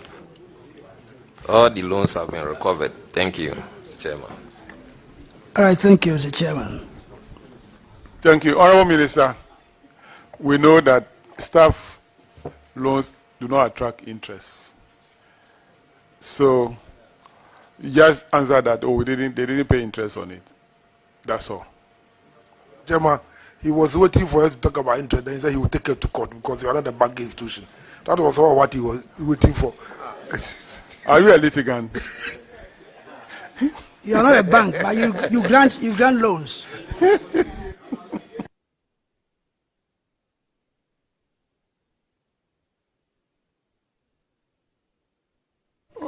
Okay, let's move on. Paragraph 2076, Honorable Philip Baswa. Thank you, Chairman. Chairman, the infractions over there is about advance not recovered. The authority is here to recover an amount of 1,500,000 paid to the Ministry of Transport as an advance. And I want to know the authority of which the such amount of about 1,500,000 advance was made to the ministry.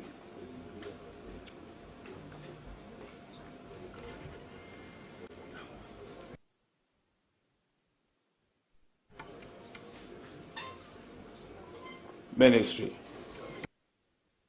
Yes, Mr. Chair. Yes, in 2017, was it 2017? 2018, 2019, Mr. Chair, we had an emergency at the water leak that one of the landing sites has caved in. So they were not able to dock. In the process, because GMA is responsible for the regulation and safety on the water leak, we came to a conclusion that they should quickly move in and repair that facility and charge it into the name of Ministry of Transport. Subsequently, we had gone in and resolved in terms the financial arrangement has been done. Thank you very much. Was the repayment terms properly defined? because I got to know that it wasn't properly, the repayment terms weren't properly defined. For what reason was that done? Mr. Chair, I'm having a difficulty, but it was properly defined to the extent that the money has been refunded and everything is done. I don't know whether, if you are talking about properly defined, whether in terms of duration or whether you were supposed to pay interest or what. That is what but in terms of paying the money back, we had done that. Thank you.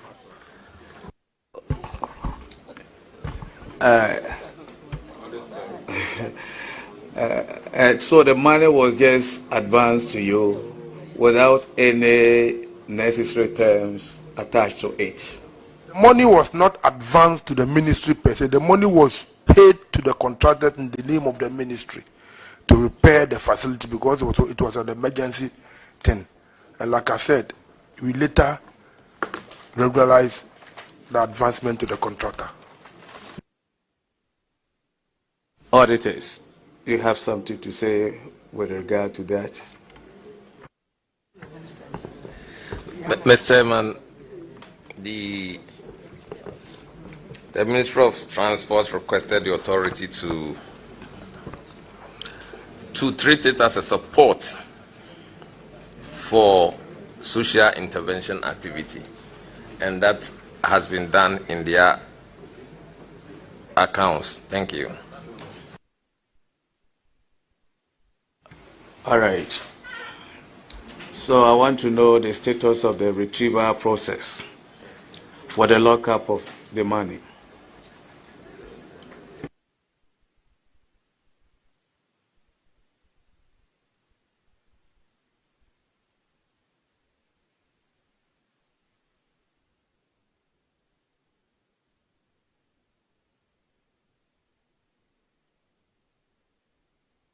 Everything has been retrieved.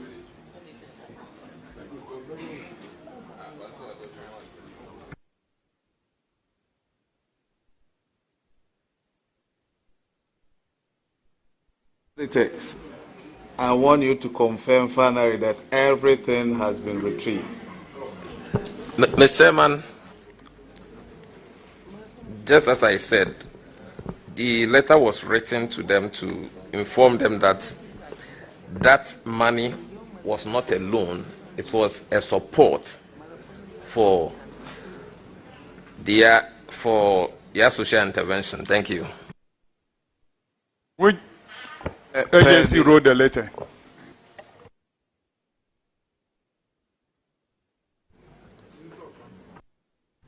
The Chairman, Minister of Transport.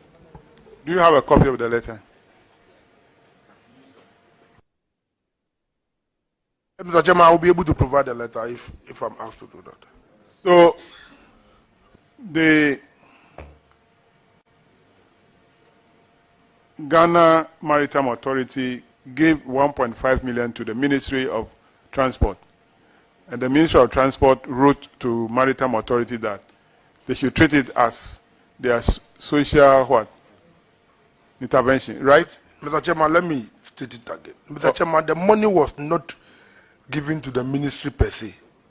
The ministry asked them to pay the contractor who was repairing the landing site that has caved in at the water lake, on the water lake, because it was becoming difficult for the ferries and other things to dock, and it was an emergency situation. So we stepped in and asked GMA to pay the money because we didn't have money at that time, and it was an emergency. So immediately they paid the money. Later, subsequently, we wrote to them that instead of us paying the money, they should treat as a social responsibility support that they've given it to the ministry. So is the duty of the ministry to repair? Mr. Is the Chairman, duty of the ministry to take care of the landing site that have caved in? Mr. Chairman, it's both the duty of both the ministry and GMA. And GMA? Yes. Oh, okay.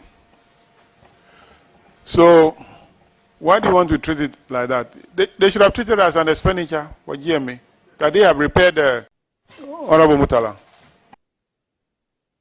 Mr. Chairman, I just want to know whether it is proper for the ministry writing to them, dictating to them how they treat an expenditure they incurred on a project that is part of their responsibility? I just want your guidance, because I find it extremely not convincing.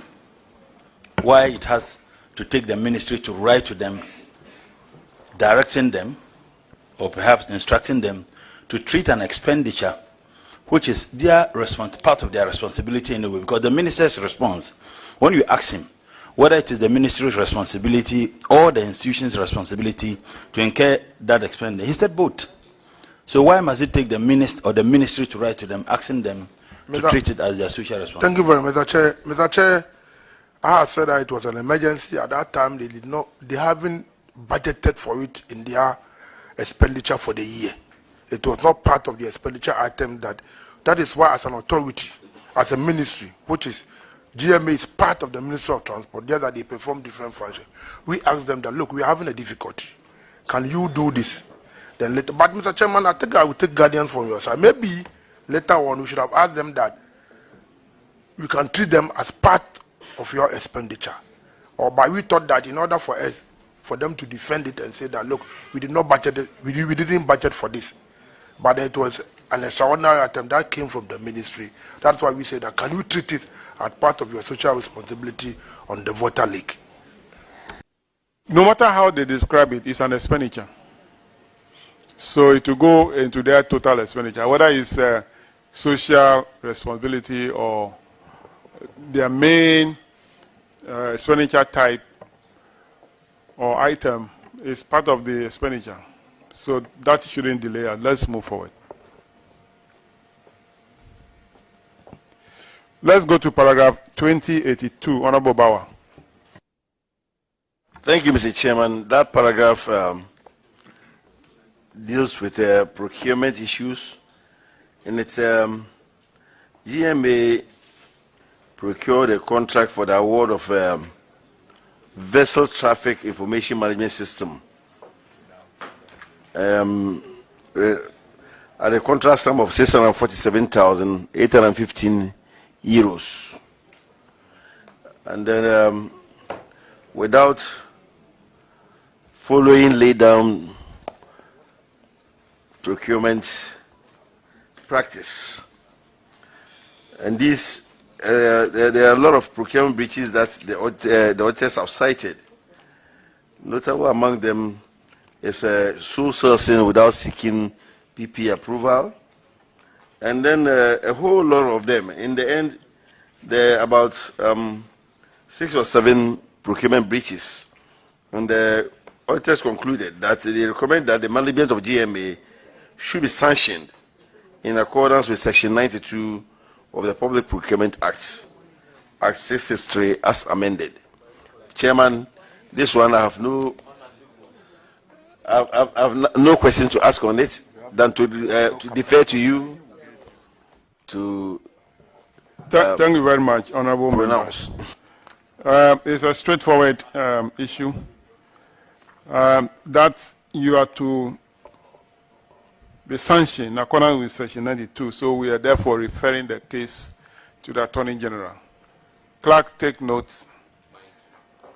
So let's move to paragraph 2088. Honorable Kisi. Yes, Chairman, this I'm sure would also need your guidance. This is inappropriate use of procurement methods. Amount involved is 1,333,520, and in this case there are 8 companies, and it was a non-competitive bidding which resulted in this procurement breach. And I'm sure in line with the same procurement issues, the same judgment per your guidance will be made. I'll leave that to you, Chairman. Yeah, so paragraph 2092 read that the Director General, the Deputy Director General, Finance, and the Head of Procurement should be sanctioned in accordance with the prescriptions of Section 92 of Act 63 as amended. So, clerk, add this one to the list. We're referring this also to the Attorney General. That'll be all for Ghana Maritime Authority. You are discharged. Now let's have Tema, PSC Tema Shipyard. PSC Tema Shipyard. Are they around? Okay. Are they in? Okay.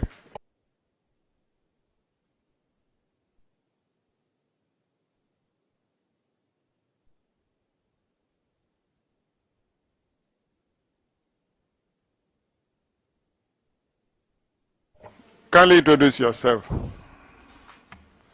Dr. Alexander Odusei Jr., CEO of Tema Shipyard. All right, so we'll go to paragraph 1985. Honorable Mutala. Thank you, Mr. Chairman.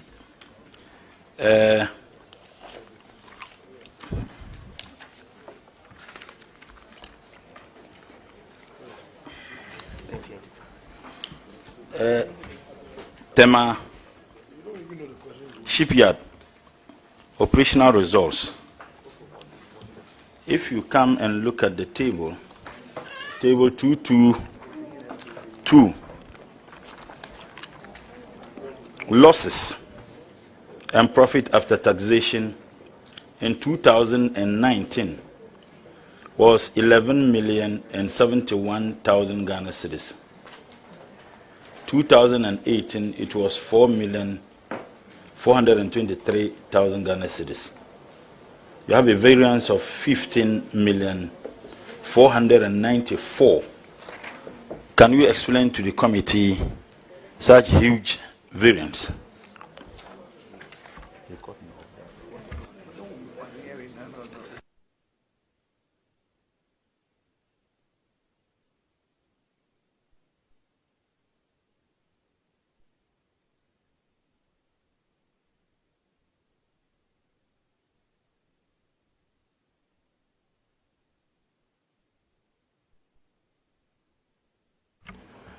Yes, Mr. Chairman. Our spiral decrease is reflected in our revenue that we generated in 2019. And the revenues for Tema Shipyard is based on this bell curve type experiences that we have. And 2019, we have a low visits of vessels that reduce our revenues and therefore affected our profits and our losses. What explains the low visits of vessels in 2019 as against the previous years? Our challenges as a shipyard has always been with lack of retooling, and those challenges have affected our efficiency rating. And for that reason, until such time, which now we've put certain things in place to ensure that we can encourage visits. Vessels that are coming demands quick turnarounds, and the quick turnarounds is based on retooling and machinery. When you say retooling, what do you mean? Tools to work.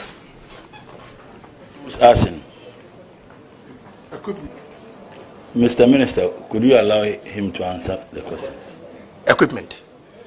Equipment with regards to cranes, forklifts, other machinery in the engineering facilities, pump for the docks, of which we have had opportunity to replace one, and we are continually upgrading some of the things that we have in place, which are obsolete. Were these challenges made known to the ministry? Ministry is aware and is helping us. Were they made known to the in fact, were they made known to the minister? Yes. Yes. Mr. Minister, I'm asking him. Not you. No, I'm asking the minister. If I want him to confirm, I would ask him to confirm. Were they made known to the minister? It has been known to the ministry, and the ministry has helped to retool us in different forms. So you made it known to the minister? They are aware. And what actions were taken to address the challenge? at least one of our pumps have been replaced. Equipment has been given to us to operate from GPHA without payments, and that has helped us to improve ourselves to the extent that we are managing some of our own challenges. In fact, the ministry helped us to get support from government in our challenging times that we couldn't even pay salaries. So the ministry is very aware, and the minister has been very helpful to us to sustain ourselves. I hope you are not just patronizing the minister because he's sitting there. Mr. Chairman, I think the honorable member, I'm not comfortable with the word that the honorable member has used. I said I hope. But why can you hope? Can you withdraw this? Mr. Chairman, if he feels, yes. Mr. Chairman, if he feels uncomfortable with me hoping, then I withdraw that. I'm not comfortable. I'm not saying that I'm not comfortable with hoping. I'm uncomfortable with the word patronizing. And so that's what I'm saying. If you're uncomfortable, no, you say hoping. I haven't withdrawn. I haven't said hoping. I said patronizing. You are saying that hoping. I'm saying that patronizing. You are talking about two. There are two words here. Yes. If the minister is uncomfortable with hoping of patronizing, then I withdraw that. Can I proceed? Mr. Chairman, I'll leave it to your judgment. Mr. Chairman. Honorable member, the minister is not comfortable with the word patronize. Can you withdraw? The word withdraw patronizing, withdrawn. Is my good friend happy now? So let me ask this question. If you check, in 2019, in fact 2018, the gross profit was 18,179,000 Ghana cedis. And it dropped in 2019 to 6,131,000. That is over 100%. And I know the profit is calculated from the difference between cost, is that not it, and sales, for example. So did this one have to do with the visit? Mr. Chairman, cost components as identified by the honorable member is fixed cost. So if revenues decrease, the fixed costs do not disappear. So it will affect you still. So we are looking at revenue drop and fixed costs still being permanent, affecting your total profits and losses. Mr. Chairman, in addition to that, if I'm permitted, Mr. Chairman, in addition to the fixed cost being maintained, Mr. Chairman, the ship cost is a specialized operation. We are having modern ships now. So all those equipment you're using to repair the new vessels, you need to incur more running cost to be able to fix these modern ships. And like he said, in addition to the fixed cost that is there, our running costs went up. That is why we made an attempt of trying to replace this equipment. Anytime that we replace equipment, it must reflect as part of the cost of the shipyard. So once the equipment cost is added as a capital expenditure, the running cost also went up. But Mr. Chairman, I think that the issue of the shipyard, let me add, is a we inherited a very dying situation. A very, very dying situation. And we are, Mr. Chairman, I cannot hear. If you can speak to the mic, so that, oh, okay, thank you. Thank you very much. So we are on our own trying to replace the equipment.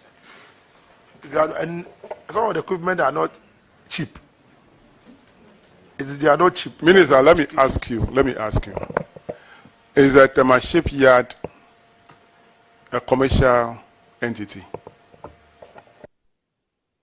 Mr. Chair, I think I'll answer the question in twofold. To some extent, yes, it's commercially viable. But yes, no. Yes, it is it established as a commercial entity? Yes, it is. So it means that management of that company must operate it as a commercial entity and make sure that they survive as a company. Yes, Mr. Chairman, it depends on the situation that you inherited a certain asset. And the asset being... No, I'm not saying... I'm not talking about inheritance here. Mr. Chairman... The purpose of the establishment of that company is to be commercially viable. Yes, so as a management you need to work it to be commercially viable. If it is not commercially viable, there must be a reason. And we need to work to tackle that reason. If it's a problem, we tackle it so that it becomes commercially viable. Thank you very much, Mr. Chair. I think that you have answered my question for me. That is why I was trying to arrive at. That we are trying to make sure that we revive the institution to make it commercially viable again. Thank you. Mr. Chairman, let's go to paragraph 1991. General and administrative expenses increased 1991.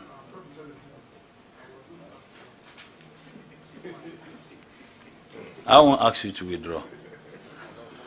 General and administrative expenses increased from 13,419,600 Ghana cedis in the year 2018 to 15,764,200 in the year 2019, representing 17.47% increase.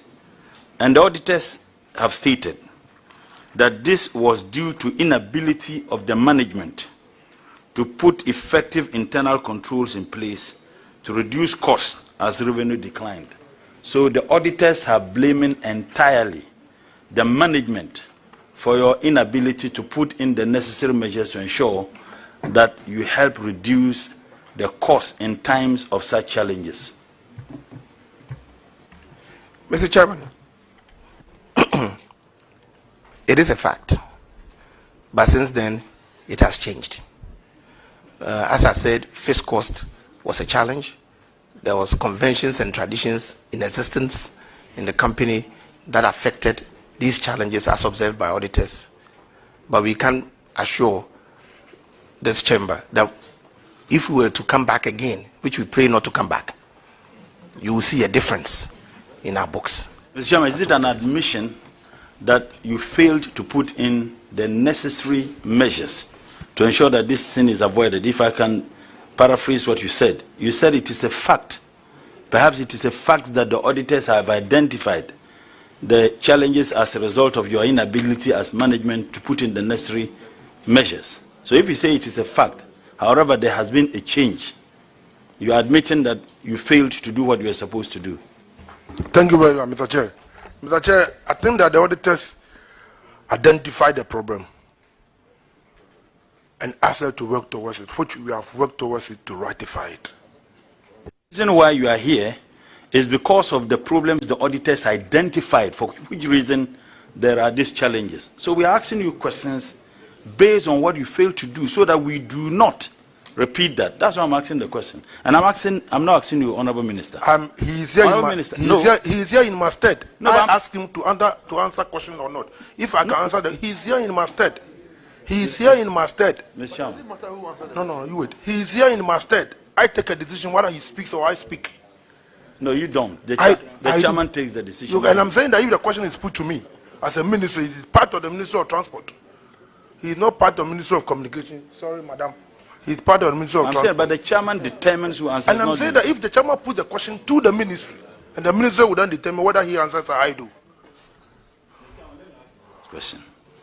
My last question is paragraph 1993. 1993. Not 1992. Oh, Mr. Chairman, I actually voted. Yes.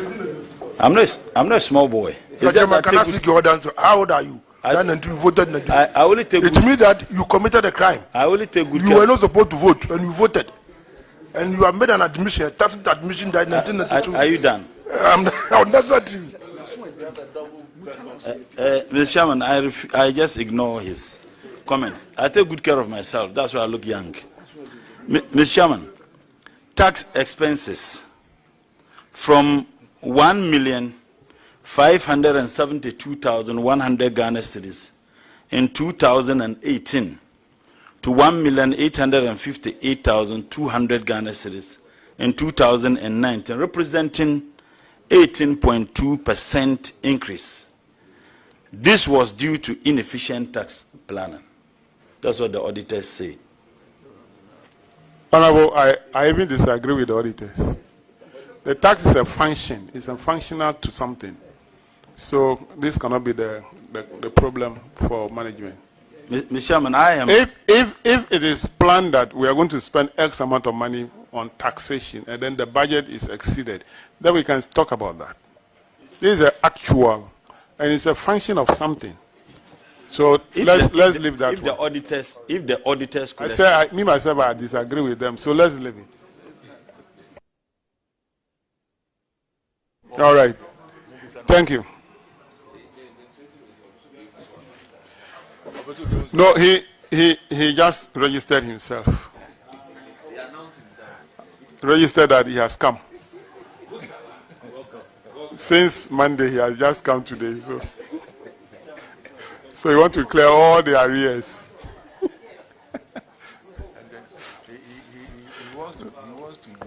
All right, so let's move to paragraph 2001. And paragraph 2001 is for Honorable Aka. Thank you very much, Mr. Chairman. Director, I'd like to know if you operate as a shipyard or a shipyard and dry dock. Do you operate as a dry dock also, or only a shipyard? Mr. Chairman, now we are a shipyard and the dry dock. Oh, so you repair ships also? You dock the ships and repair them? Mr. Chairman, yes. I would like to see that. I would love to visit your place. Always welcome. At any rate, I miss the sea anyway. Oh, difference. There is difference here. Okay. That notwithstanding, you spent a whooping sum of 319,641.85 without any relevant documentation. And according to the auditors, it says this could result in diversion of shipyard funds for personal gains. Or is that the case? Mr. Chairman, no. We have, I think the challenge here was documentation to support the findings. We have since submitted all those records to the auditors, and I do believe it has been resolved. When were you able to support the document, the payment? When? What time? You say you have supported them now. I think when the management letters came, we submitted all those records that we had in our disposal, and it should have been cleared by now. I don't know why. No, then it means the auditors erred, because if you had a management letter and you supplied the documents, then it means you cleared yourself. They shouldn't have added them into Auditor General's report. Is that not the case? But that, we will not be able to speak to that. So auditors, they are saying that they presented the documentation during the management letter, when you, and yet they appeared in the Auditor General's report. Mr. Chairman, he didn't say that. Okay, what did he say? He said that after receipt. He didn't say doing the management. He said after receipt. He supplied the document to the. He didn't say that it is when doing the management listing. He said after. Oh, after. And I wanted to know when, the time. After could be 2 years, could be 1 year, could be a month. Yes, could be yesterday. Yes, so let me know the dates, please. Minister is my very good friend, so he's just pulling my legs. So please, yes, very comfortable. Can you please give the dates when those were supplied? Mr. Chairman, the document, I think we will go back and reconcile with the auditors, because we cannot reconcile with them here. We will go back and reconcile the documents, which one they've received, which one they have not received from us, and we will report back. Yes, Honorable Member, let's allow the auditors to go and do the reconciliation with them. I oblige. Yeah. So that'll be all for you. No, I'm asking that'll be all for he, the minister. We are not done with you. The next one is paragraph 2005. Honorable Philip Baswa. Thank you, Chairman. The fraction there deals with the payment of insurance in foreign currency without authority. And the Chairman, the shipyard paid insurance amounting to 56,782.102. 3 insurance companies in Ghana for insuring its plant and properties without authority from the BOG. From paragraph 2012 of the audit report, you were only given authorization to transact with Enterprise Insurance. What made you sideline Enterprise Insurance and deal with the other three companies? Sir, can you repeat the last question? I was conferring, so we didn't hear the last part of it. So you were supposed to deal with the Enterprise Insurance, but you sideline the Enterprise Insurance and deal with the other 3 companies, according to the report. We want to know the reason. Mr. Chairman, is the auditor's report saying that we sidelined them or we did not deal with them? I don't think that we sidelined them. Did he say that we sidelined them or we... Yes, I want to see if the word used that we sidelined them or... Per the auditor's recommendation, per what we have about the auditors, if you go to the paragraph 2005 and 2006, all these are there. Are you abreast with it? Do you have the document with you, auditors? That you sidelined them? Yeah. Mr. Chair, if the auditors can draw my attention to it, I don't think that we sidelined them. Auditors. Is it in your report? Confirm.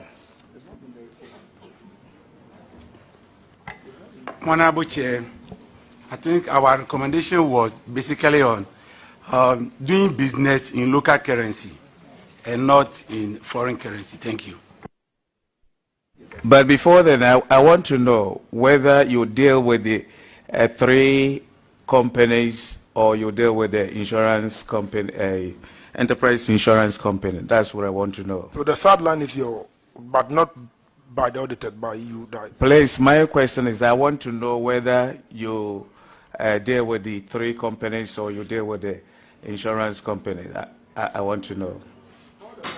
Insurance companies. They made mention of 3 other companies that you deal with them, and then that is they are all licensed insurance companies, and we deal with several insurance companies. So, specifically, which insurance company you deal with? Honorable member, table 225 gave you names of the companies that they dealt with. Sunu Assurance Ghana Limited. They paid them $1,620 US. Serene Insurance, $16,162. And SIC Insurance Company Limited, $39,000. That gave the total of 56. So they dealt with 3 companies. All right. Having known this, from where I got it from, I thought it was sidelined, and 2012 it was silent. So I thought that you have dropped your word sideline, and you are still going back. Okay. All right, you deal with the 3 companies. Okay, you were being expected to deal with them in a local currency. Have you been doing that? Mr. Chairman, the issue is that per the nature of equipment that we import, if the equipment breaks down, they buy the equipment in dollars. So when they are charging, they charge us in dollars, but we pay in cedis. They will bring us the bill, that you are supposed to pay $1,500, but we pay them in equivalent in cedis. So if you see $1,500 is there, not that we physically pay them $1,500. We are, of course, aware about the rules of Bank of Ghana. So we pay them equivalent in cedis. Thank you. Chairman, I think... Chairman, thank you. The infraction is that we are not supposed to deal in foreign currency as a Ghanaian, and that is against the law. That is the first infraction. So that's the one we want you to respond to. Yes, thank you, Mr. Chairman. Mr. Chairman, I think I have said it that they bring us the bill. They bring us the bill in dollars. By paying them, we pay them in cedis, equivalent to whatever invoice that they've given. Do they bring you a bill in dollars in the first place? Because that is against the law. Yes, Mr. Chairman, it's true. The policy that they guarantee for it is in dollars. That's why subsequently we have sat down with them.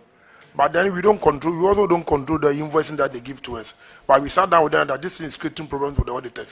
So even if they raise it in dollars, they should attach the CD equipment to it so that we can also pay. And we are doing that. But when they when they were bringing the distance in dollars, we were not paying dollars, we were paying in local currency. Can the auditors confirm that one?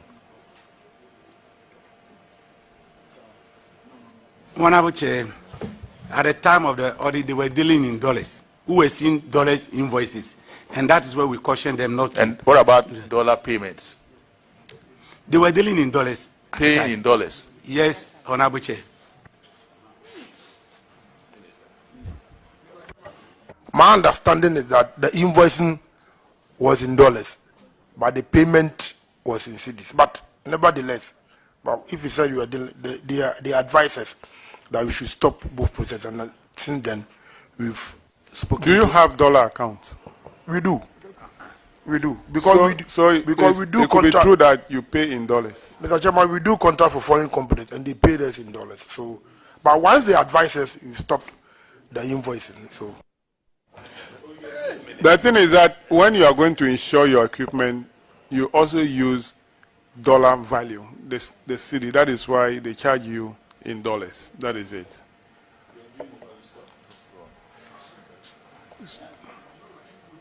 All right, so let's go to the last one for the company, paragraph 2013, Honorable Bauer.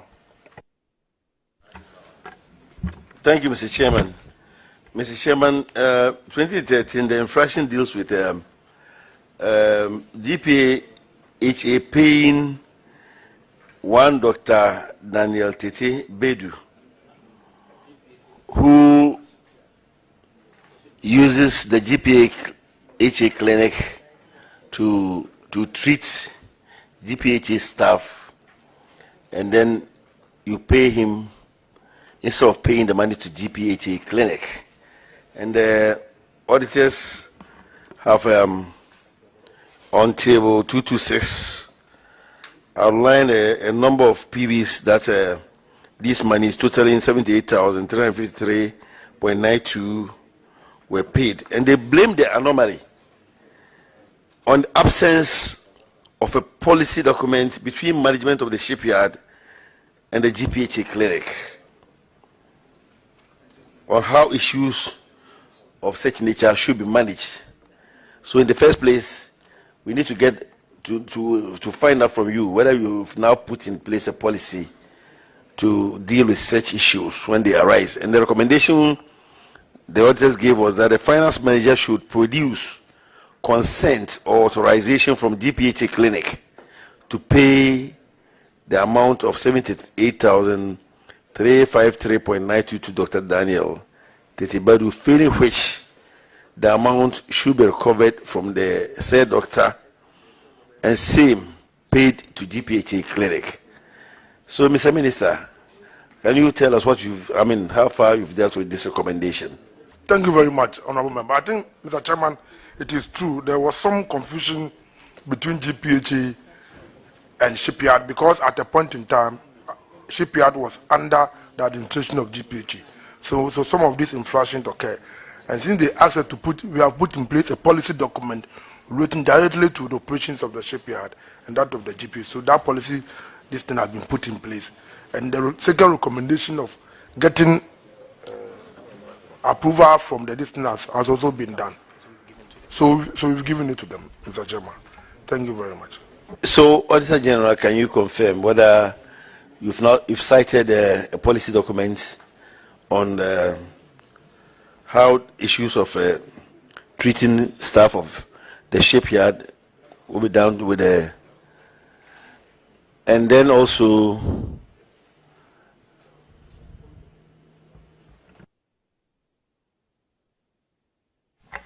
Honorable Chair, the policy document, we don't have it, but the issue has been ratified, we have verified. But for the policy document, we don't have it. Thank you. But we will not have the ratification from the GPHA clinic. Honorable Chair, yes. Mr. Minister, I urge you to, as a matter of agency, put together the policy document, or if you have it, you have, like you said, give them to the auditors. Mr. Chairman, I'll do that. We have the policy document, and if the auditors request, well, now that they are requesting for one, I'll give it to them. Mr. Chairman, that will be all for me. Thank you very much. So that will be all for PSC Tama Shipyard. You are discharged. Minister, I think that will be all for you. No, it's now under Ministry of Education. So, Minister, you are discharged together with the shipyard. Now, let's have Ministry of Justice, IOCO, and then Ministry of Employment and Labor Relations.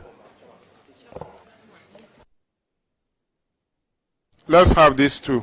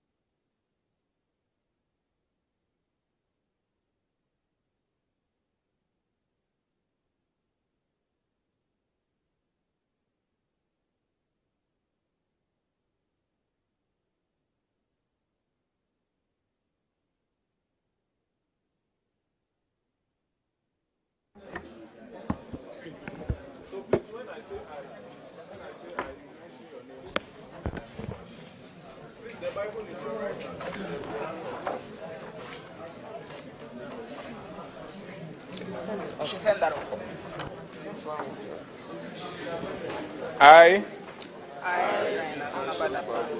swear by the Almighty God that the evidence I shall give before this committee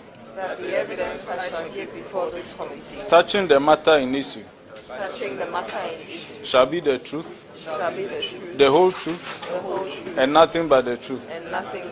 So help me God.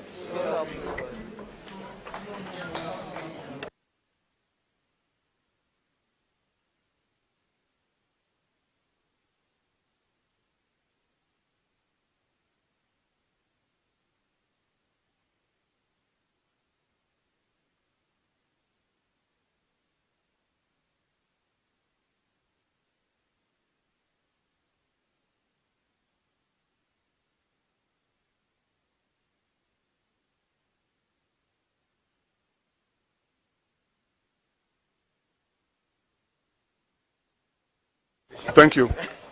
Honorable Deputy Minister for Justice and Attorney General, kindly introduce yourselves to the committee. Thank you very much, Honorable Chair. I am Diana Asonaba Dapa, Deputy Attorney General and Deputy Minister for Justice. Respectfully, Honorable Chair, if I may, yield the microphone to my team members to introduce themselves. Thank you. Thank you, Honorable Chair. I am Abba Jacqueline Opoku, Deputy Executive Director for Intelligence and Monitoring with the Economic and Organized Crime Office, EOCO. Thank you. All right, thank you very much. So, yes. Thank you, Honorable Chair. My name is William Opukwa Mwakun, the Head Finance, EOCO. Honorable Chair, my name is Renaud Kwashi, Director General Administration, Office of the Attorney General, Ministry of Justice.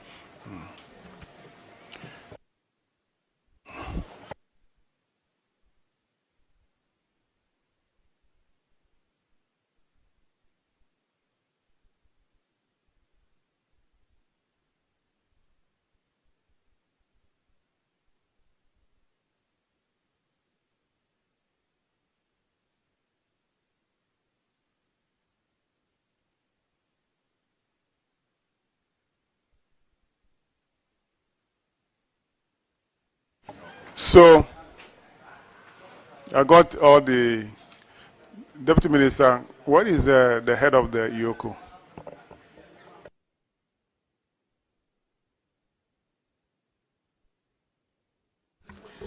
Respectfully, Honorable Chair, I think the head of EOCO, the executive director, has had to attend to some matters and has therefore delegated his deputy to appear before the committee this morning.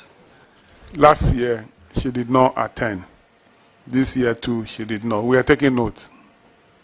Very well, Honorable Chair. We will ensure that the next time he It should be communicated to her that the chairman of the committee is not happy that she's not coming or appearing before the committee. Very well noted, Chair.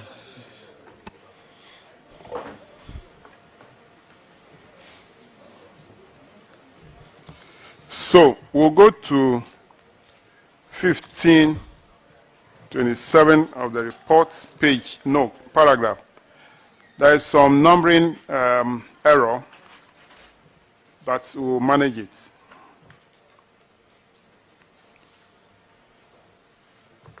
So it started with 1527 to 1528, then it dropped to 1404. But we'll manage it. Now, if we take the 1587, it's about operational result of EOCO. And you continue to make losses, deficits. Even though there was a drop of 40% in deficit from 2018 to 2019, it is still a deficit or a loss. Now, your total income increased by 7%. Your expenditure increased, total expenditure increased by 4%. I think that has resulted in the drop in the deficit. How is the current situation look like? Are you still making losses, or now you are breaking even? Thank you very much, Honorable Chair. I'll yield respectfully the microphone to EOCO to speak directly to it. Thank you. Mr. Chairman, thank you very much. I think the current situation has improved, and we are making surpluses this time around. Okay, that's good. All right.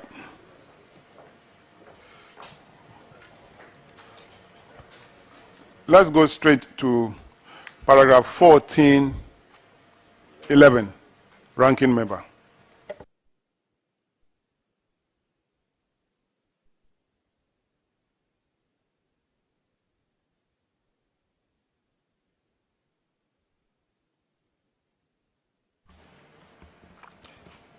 the auditors noted that the regional offices of Yoko, or the five regional offices, could not provide the land title documents to substantiate ownership of the lands on which the regional offices are situated. The offices are Cape Coast, Ho, Koforidua, Kumasi, and Sunyani. And the recommendation is that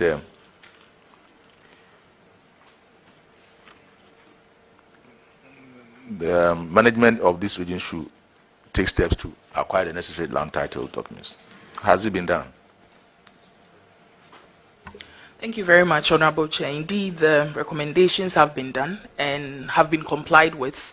And I'll again, with your permission, yield the floor to Yoko to speak directly to it, particularly specifying the steps that have been taken so far to regularize the ownership of the properties. Thank you.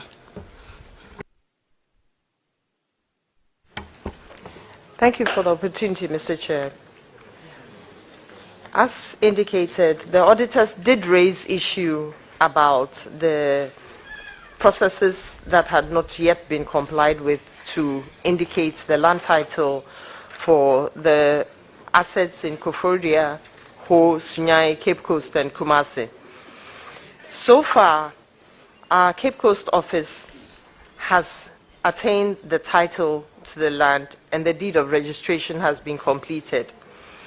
For the others, we found that we had some issues in Koforidua, but we finally received the appropriate site plan because we were given a different one and we had to draw attention and go through the process of getting the cadastral done. So the land title processes are currently underway for Koforidua.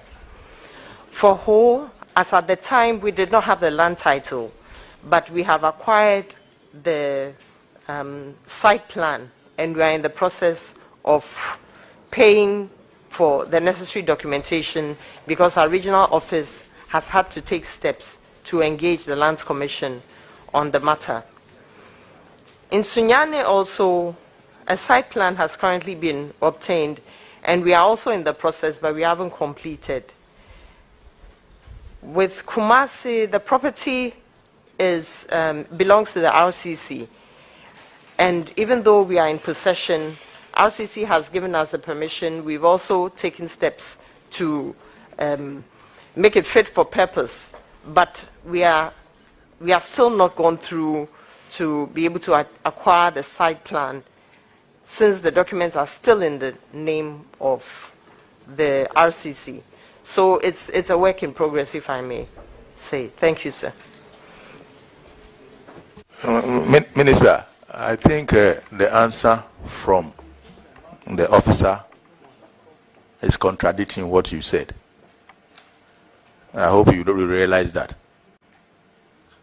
Honorable Chair, I'm afraid I'm disinclined to admit that, considering that the report captured that there were no land titles and the Deputy Executive Director had indicated that we have acquired, for instance, land title to the Cape Coast property. And then we have also taken further steps in procuring this, the site plans to enable us to pay the necessary amounts for the relevant documentation. So I believe that to some extent the recommendations have been complied with. Thank you, Chair. I don't want to argue with you, but let's leave it there. So just to leave it there, because I'm sure you know that site plans are not land titles. And that is why I don't want to argue with you on that matter. Yes, please. Chairman, thank you. Flowing from the answer of the Yoko rep, it appears we are making a fetish of the processes leading to acquisition of site plan, not in respect of you alone, but a lot of state agencies. Site plans are the primary document any entity or person must have if you want to acquire land or property. It's one of the first things you acquire. And it's about engaging a surveyor, taking dimensions of the land, and producing a cadastral map for you. But it appears that officials will come here and we are taking steps to get site planned. So convoluted. So as a committee, we are worried about such process because you see, it paves the way for private entities to encroach on state lands and state property. So we don't want to have this next year when you come back here. Let's take steps, engage surveyors, get your site plan, get your deed of assignment, whatever it is done, then we can regularize title. That is why the auditors are flagging this in respect to a lot of entities. So let's do this properly and quickly. Chairman, thank you.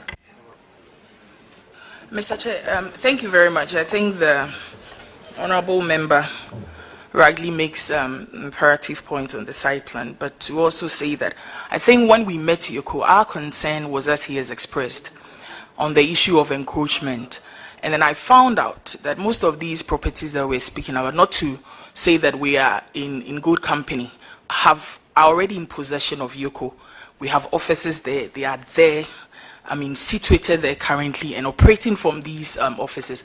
And we find that there has been some substantial steps. In fact, I've just been given some communication that we've had with the regional offices and the Land Commission. So rightly to state, but to also put on record that, in fact, the risk of the encroachment is not as high as we see in the case of Yoko, because I was particularly also worried and found that they are indeed in residence on these lands. But very well noted. Thank you, Chair. All right. So next one is paragraph 1529, Vice Chairman. Thank you very much, Mr. Chairman. We are talking about failure to recover crime proceeds from suspects. And this is 112,593 Ghana cedis. And there's a tall list over here. And Iyoko, the regional director, explained that the regional office does not have the legal expertise to prosecute suspects to recover monies from them. That's Iyoko talking. The auditors recommended the regional director to liaise with the legal unit at the head office to help them to prosecute and recover monies from the suspects. What is the status of these amounts now? Honourable Chair, if I heard you correctly, what's the status of the amounts? As to the collection. As to the collection. My Lord, Honourable Chair, may I respectfully again yield the floor to the Yoko officers to speak to that. Again, at the risk of incurring the Honourable Chair's wrath, some steps again have been taken, some monies have been recovered, but I'll leave it to Yoko to particularize and speak to them. Thank you. Thank you, Mr. Chair.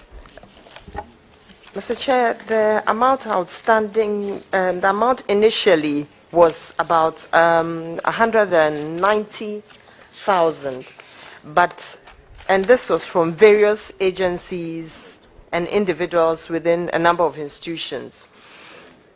Eventually, our regional office engaged the Attorney General's Department in WA, and with his support, demand notices were issued, failing which we were to proceed with the prosecutions. After that, the amount reduced from 112,593 Ghana cedis and 84 pesos to 54,850 Ghana cedis and 74 pesos. So from 190,000, it reduced to 112,000, and currently the outstanding balance is 54,850 Ghana cedis and 74 pesos.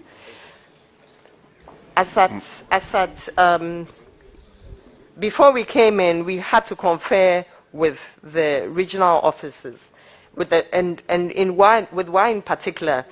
Our information is that the Attorney General's officer there has been liaising with us, and we are ready with a few dockets to proceed for prosecutions in those matters, while whether they continue with the recoveries or not, we are taking steps to follow through with the prosecutions. Thank you, Mr. Chair. Madam, I'm not impressed. We are in 2023. How much is outstanding?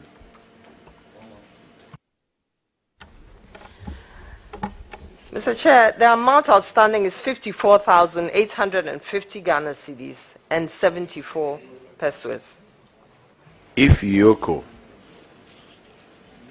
could not collect this, Yoko cannot collect this, where are we now?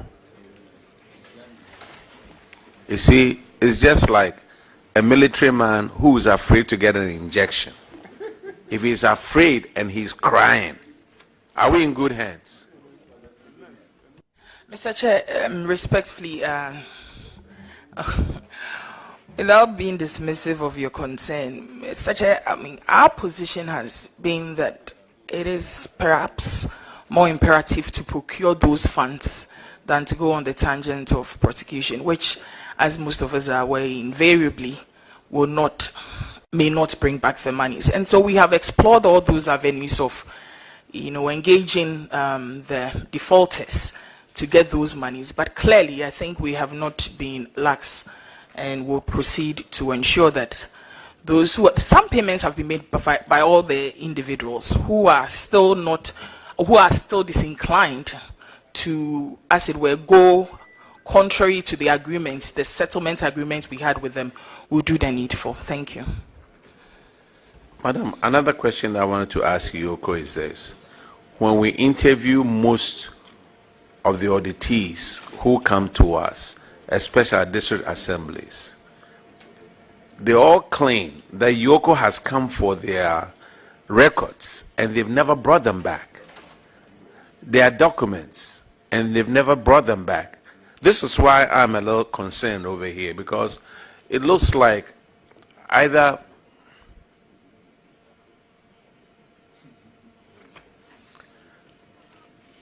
let me reserve my comments.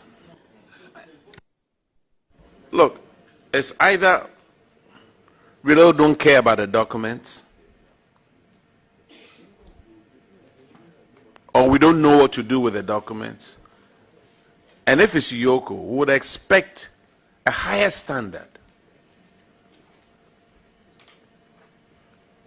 Thank you very much, Honorable Chair. I believe this issue came up last year, so I would again yield the floor to the Deputy Executive Director. Thank you. Thank you, Mr. Chair. And I would like to mention that last year when this matter came up, it was a matter of concern for us that we shouldn't have these issues repeating itself. So what we have done is we have engaged with both officers from the head office and with our regional directors, so that as soon as we are done with whatever analysis we need from the specific documents required, we make efforts to return those. But in addition to that, we even had our regional officers participate in the PAC hearings in the regions, just so that we can continue to engage more actively and then ensure that at whatever level, whatever it is that we need to communicate would be done in a timely fashion, so that we will not have this situation where the committee will have to raise issue as people seek to rely on certain information they may convey to you, whether it's accurate or not. Thank you, Mr. Chair. Will the auditors confirm what they just said about the amounts? Honorable Chair, at the time of the audit, the balance outstanding was 112,593.84, and as at now, 55,743.10 has been recovered, leaving an outstanding of 56,850. Thank you.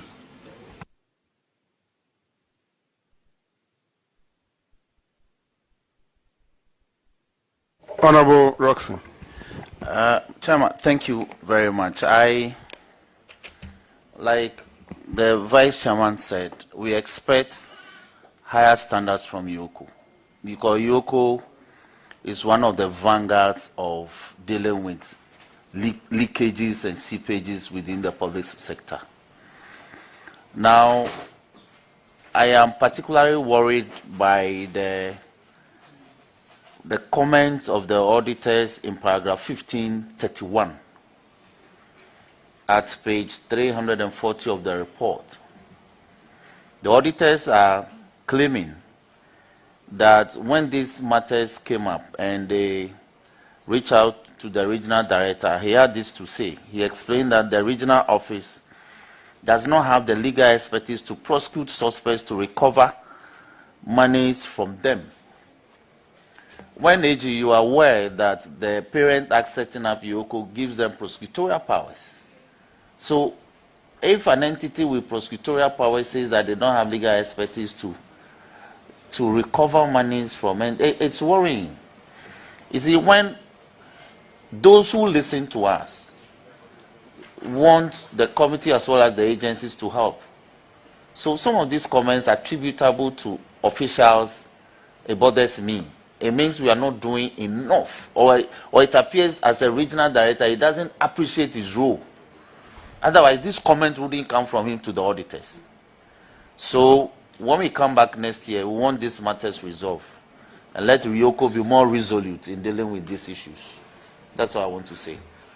Thank you very much, Honorable Chair. In fact, I'm happy to let the Honorable Member, who is also my learned brother, know that there has been improvement in the recruitment of legal officers for YOCO. In fact, we have just had to recruit some lawyers usually and then second them to the YOCO office.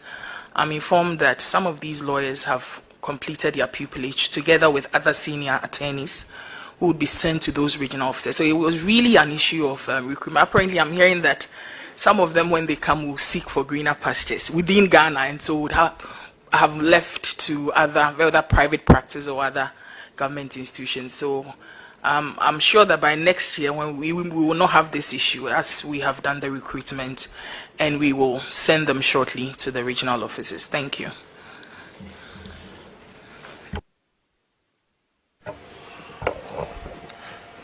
All right, thank you very much. So that will be all for YOCO. Honorable Minister, you are discharged. Thank you very much, Honorable Chair. Except to say that I also had some childhood in Tajewu. So when you mentioned Tajewu, yes, I used to attend Apostles Revelation Society. Oh, so you'll be coming to Tajewu? Yes. So and Ovenu prayed for me when I was in the womb. So okay. I'm happy. Great. You are great, the MP great, for that great, area. Great. Thank you very much. Thank you. That's my constituency, actually.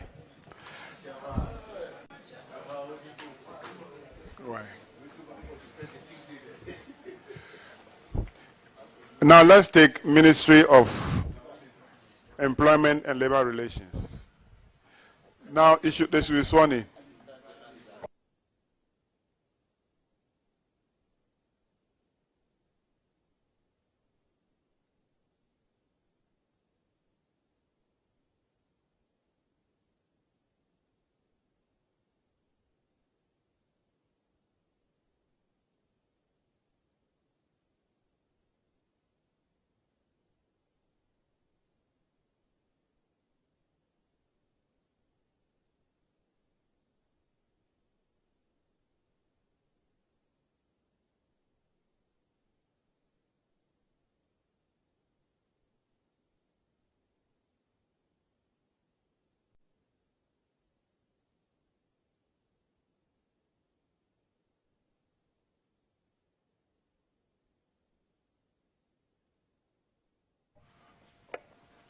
Clerk, can you swear them in?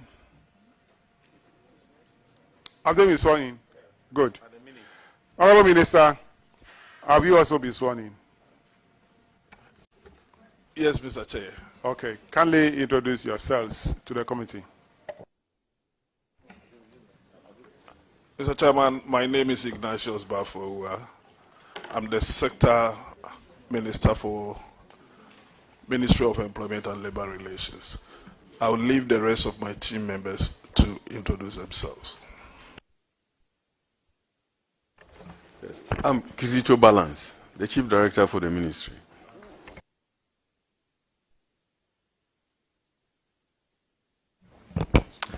Honorable Chair, I'm Dr. John Ofori Tinkrine, Director General for SNET.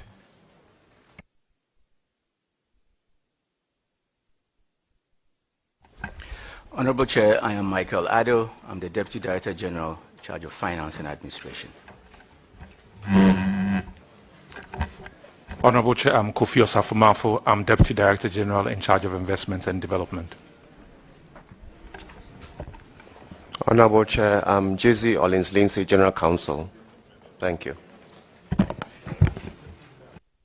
So, Kofi Osafo-Maafo, you are the Deputy General, right? Deputy Director General. Sir. And then we have Deputy Director Specifics. Yes, if there's a general, there will be specifics. No, Deputy Director General for Investment and Development, sir. For Investment and Development, okay. All right, thank you very much. You are welcome. Before we even start, the issue about the sector minister for SNIT, the last time we came, you came here, it was on an issue that we asked Director General to go and do something on it. Can you brief me if you have worked and then tell me who is the sector supervising minister now for SNIT? Start, Director General will come to the minister himself. Yes, Honorable Chair, yes, the last time we were here, you raised that issue, and I told the committee that the matter was before my board chair. Honorable Chair, I'm happy to report that we've made significant progress on that. So since the minister is here, with your permission, I'd like the minister to take off from my submission. Honorable Minister, kindly take over. Thank you, Honorable Chair. Honorable Chair, with your permission, I want to read a letter I received from the Presidency dated 30th January 2023. Designation as Minister responsible for pensions. Pursuant to Section 211 of the National Pensions Act 2008, Act 766 as amended, I hereby designate you as the Minister responsible for pensions with immediate effect, which means you will be responsible for the National Pensions Regulatory Authority, NPRA, and the Social Security and National Insurance Trust, SNIT. I take this opportunity to congratulate you formally on your designation. It is my hope that you will carry out the duties imposed on you under Act 766 diligently, and that you will oversee the successful implementation of its provisions. Yours sincerely, signed, Nana Addo Dankwa Akufo-Addo, and addressed to Honorable Ignatius Bafo, MP, Minister for Employment and Labour Relations, Accra. Thank you very much. That's very refreshing. That now we can say that when we call SNIT, SNIT now has a minister who can lead SNIT to appear before us. So we are grateful. We want to thank Director General and yourself, Minister, and congratulate you for being given that responsibility. Thank you very much. Thank you, Mr. Chairman. So now let's go straight to your issues. And the first one is your operational results in paragraph 1795 of the report. And in that report, your performance in terms of operational result, you continue to make losses. In 2018, you made 442 million Ghana cedis loss. And in 2019, the loss increased by 6.8% to 472 million loss. So you continue to make losses. Now, how is the situation like as a 2021 and 2022. Has it changed or it remained the same? Honorable Chair, I will want to defer to the Managing Director so that he will answer.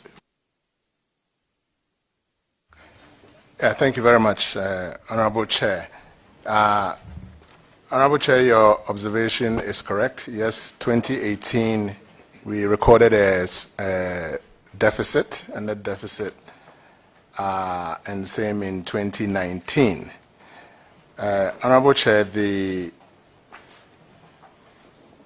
auditors also recognized that we had an increase, a marginal increase in revenue, but the biggest part of our expense, which is the direct expenditure, which is the pensions that we pay, went up significantly.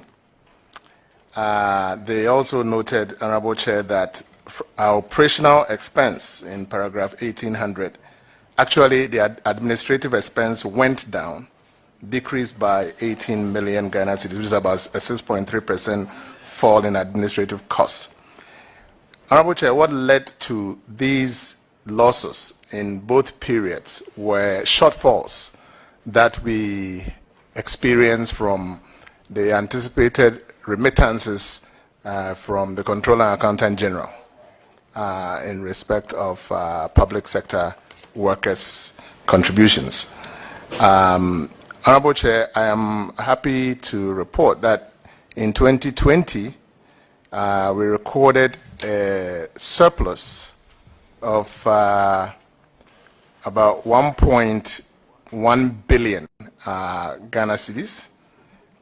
So basically, the two surpluses have been wiped off, and the 2021 recorded a marginal deficit of about 302 million. And 2022 is actually going to be a surplus. So, Honorable Chair, that is where we are. Now, your curve is going up and dropping sharp and rising up again, and it doesn't look good. It's going like this. It's not even. Yes. Or steadily up like this. This way, it's going to be a one-off transaction that resulted in a surplus of over 1 billion in 2020.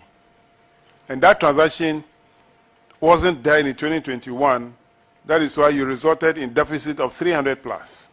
So there must be a reason why you made that big surplus in 2020. And it's one-off. It doesn't look good. Yes, so Honorable Chair, the way the Senate accounting is done on a cash basis, a modified cash basis.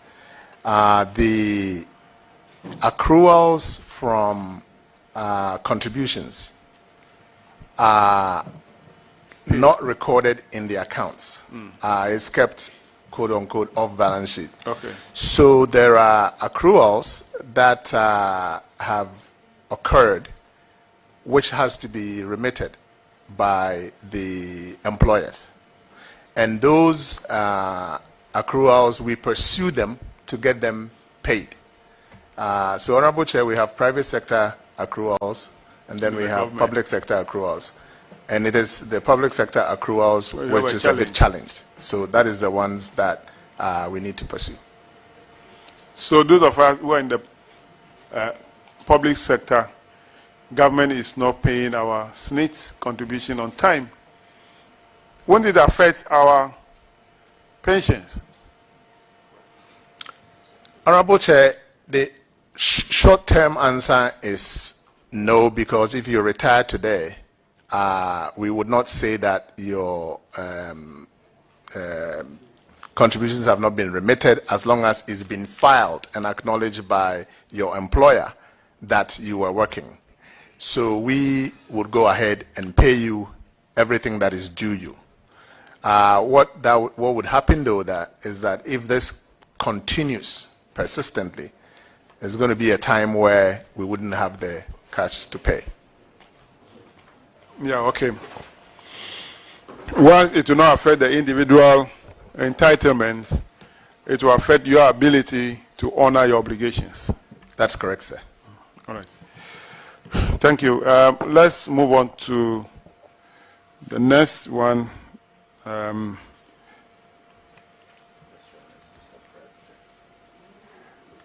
To management issues. And paragraph 1806, where you made about $11.8 million loss on liquidated investment. You made an investment, you liquidated the investment, and you make a whooping loss of 11.794, almost $11.8 million. Management is urged to investigate the non-performance of the investment with the aim of ensuring value for money and ensure that effective feasibility studies are carried out before investing. Management should also ensure that officers whose actions have led to the loss are appropriately sanctioned for the loss. Now, just tell us briefly why the loss. 3 investments. 6 million, 3.6 million, and 2 million. Why the loss? Honorable Chair, I would defer to the Deputy Director General Investment to respond to this. Honorable Chair, thank you very much for that question. I think there are several issues to point out. First, just to respond to the issue of feasibility studies, we do carry out full feasibility studies on the investments. And I would also like to put this into context. These are companies that closed down in 2014 and 15, that is for Ningo Salt, Granite and Marbles, and the Canadian International Fund for Africa. And it is on liquidation that we incur those losses. What we are doing very actively, and we do, is that we seek to minimize the losses on liquidation, Honorable Chair. And that is what we've worked at in all 3 cases. In the case of Ningo Salt, the situation that arose was that the market conditions for Ningo Salt changed. They were selling iodized salt to Unilever, and the pricing went bad. Indebtedness became an issue, and also the plant faced problems, and the effects compounded. And that is how they arrived at that situation. What we did there was that we essentially recovered our loans from EcoBank, and that minimized the loss there. In the case of the Canadian Fund, we retrieved about 2.8 million or so of the funds from that fund. And in Granite and Marbles, we got back our social security contributions. So, Honorable Chair, in this case, just to put into context, these are companies that went defunct, but we've sought to minimize the losses to the trusts. So the total investment of 14.7, the figures we mentioned now, when you take it off from the 14.7, is the balance the 11.7? Yes, that is accurate, Honorable Chair. All right.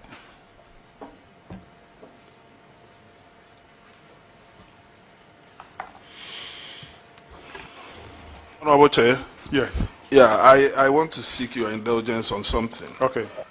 If you recall, when we came here last year, these same issues came up. And like he said from his answer, these were actions which were taken way back in, say, 2014, but it continues to appear in the report every year. At our level, we've been discussing what it is that we have to do because it is in the books. It has actually no value now, and it continues to reoccur. So we want to seek the advice of both the auditors and your committee on how we should proceed. If you say it's in the book, you mean this is been recognized, hasn't been recognized as losses in the books of the SNIT? If it's recognized in the books of SNIT as losses, it will be treated in a year the transaction took place, and that will end it. Why should it be remain in the book? Honorable Chair, liquidation is complete and therefore it has no value in our books. Yeah, so you don't have this in your book again as standing in the books of SNIT. You don't have it again. This company have been liquidated. There are no more investment in your reports. Honorable Chair, in our books, they are not in our books. All right, so that will end it. So after this report, we don't expect this one to appear again, but these particular companies in any other report again, unless it is already captured in 2021 report. If it is there, we'll talk about it. But we don't expect that from 2023 report, it should appear in any other reports.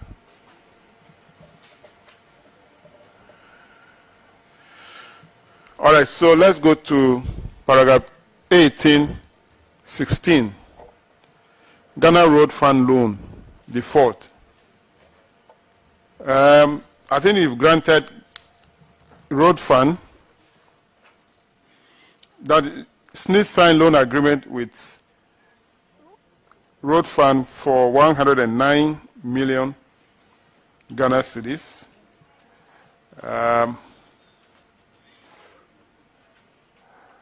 The auditors noted that in the review of the loan files that Ghana Road Fund defaulted in paying the 109, resulting in an outstanding loan balance of 146. So that is the loan plus the interest as of December 2019. Management is urged in consultation with the Ministry of Finance and Ghana Road Fund to enforce paragraph 11.0 of the loan agreement, which requires attachment of Road Fund accounts at Bank of Ghana and GCB to recover the money. What action did you take? Mr. Chairman, once again, I will want to defer to the Deputy Director General in charge of investment. Honorable Chairman, the action we've taken on this is that we've been in constant dialogue with the Ministry of Finance to recoup those sums. And at the last meeting that we had, we got a response back from the Ministry of Finance and agreed on a sum of 174,648,401 in settlement for the amount. That was the proposal that we sent to the Ministry of Finance. We have received a response from them which says that they will essentially revert to us. But we have been in continuous dialogue with the ministry in trying to get those sums repaid, Honorable Chairman.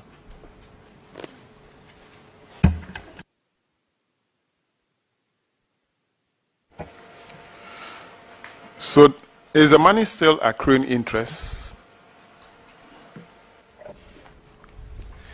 Honorable Chair, as the answer now is no, because when we had that meeting at the ministry,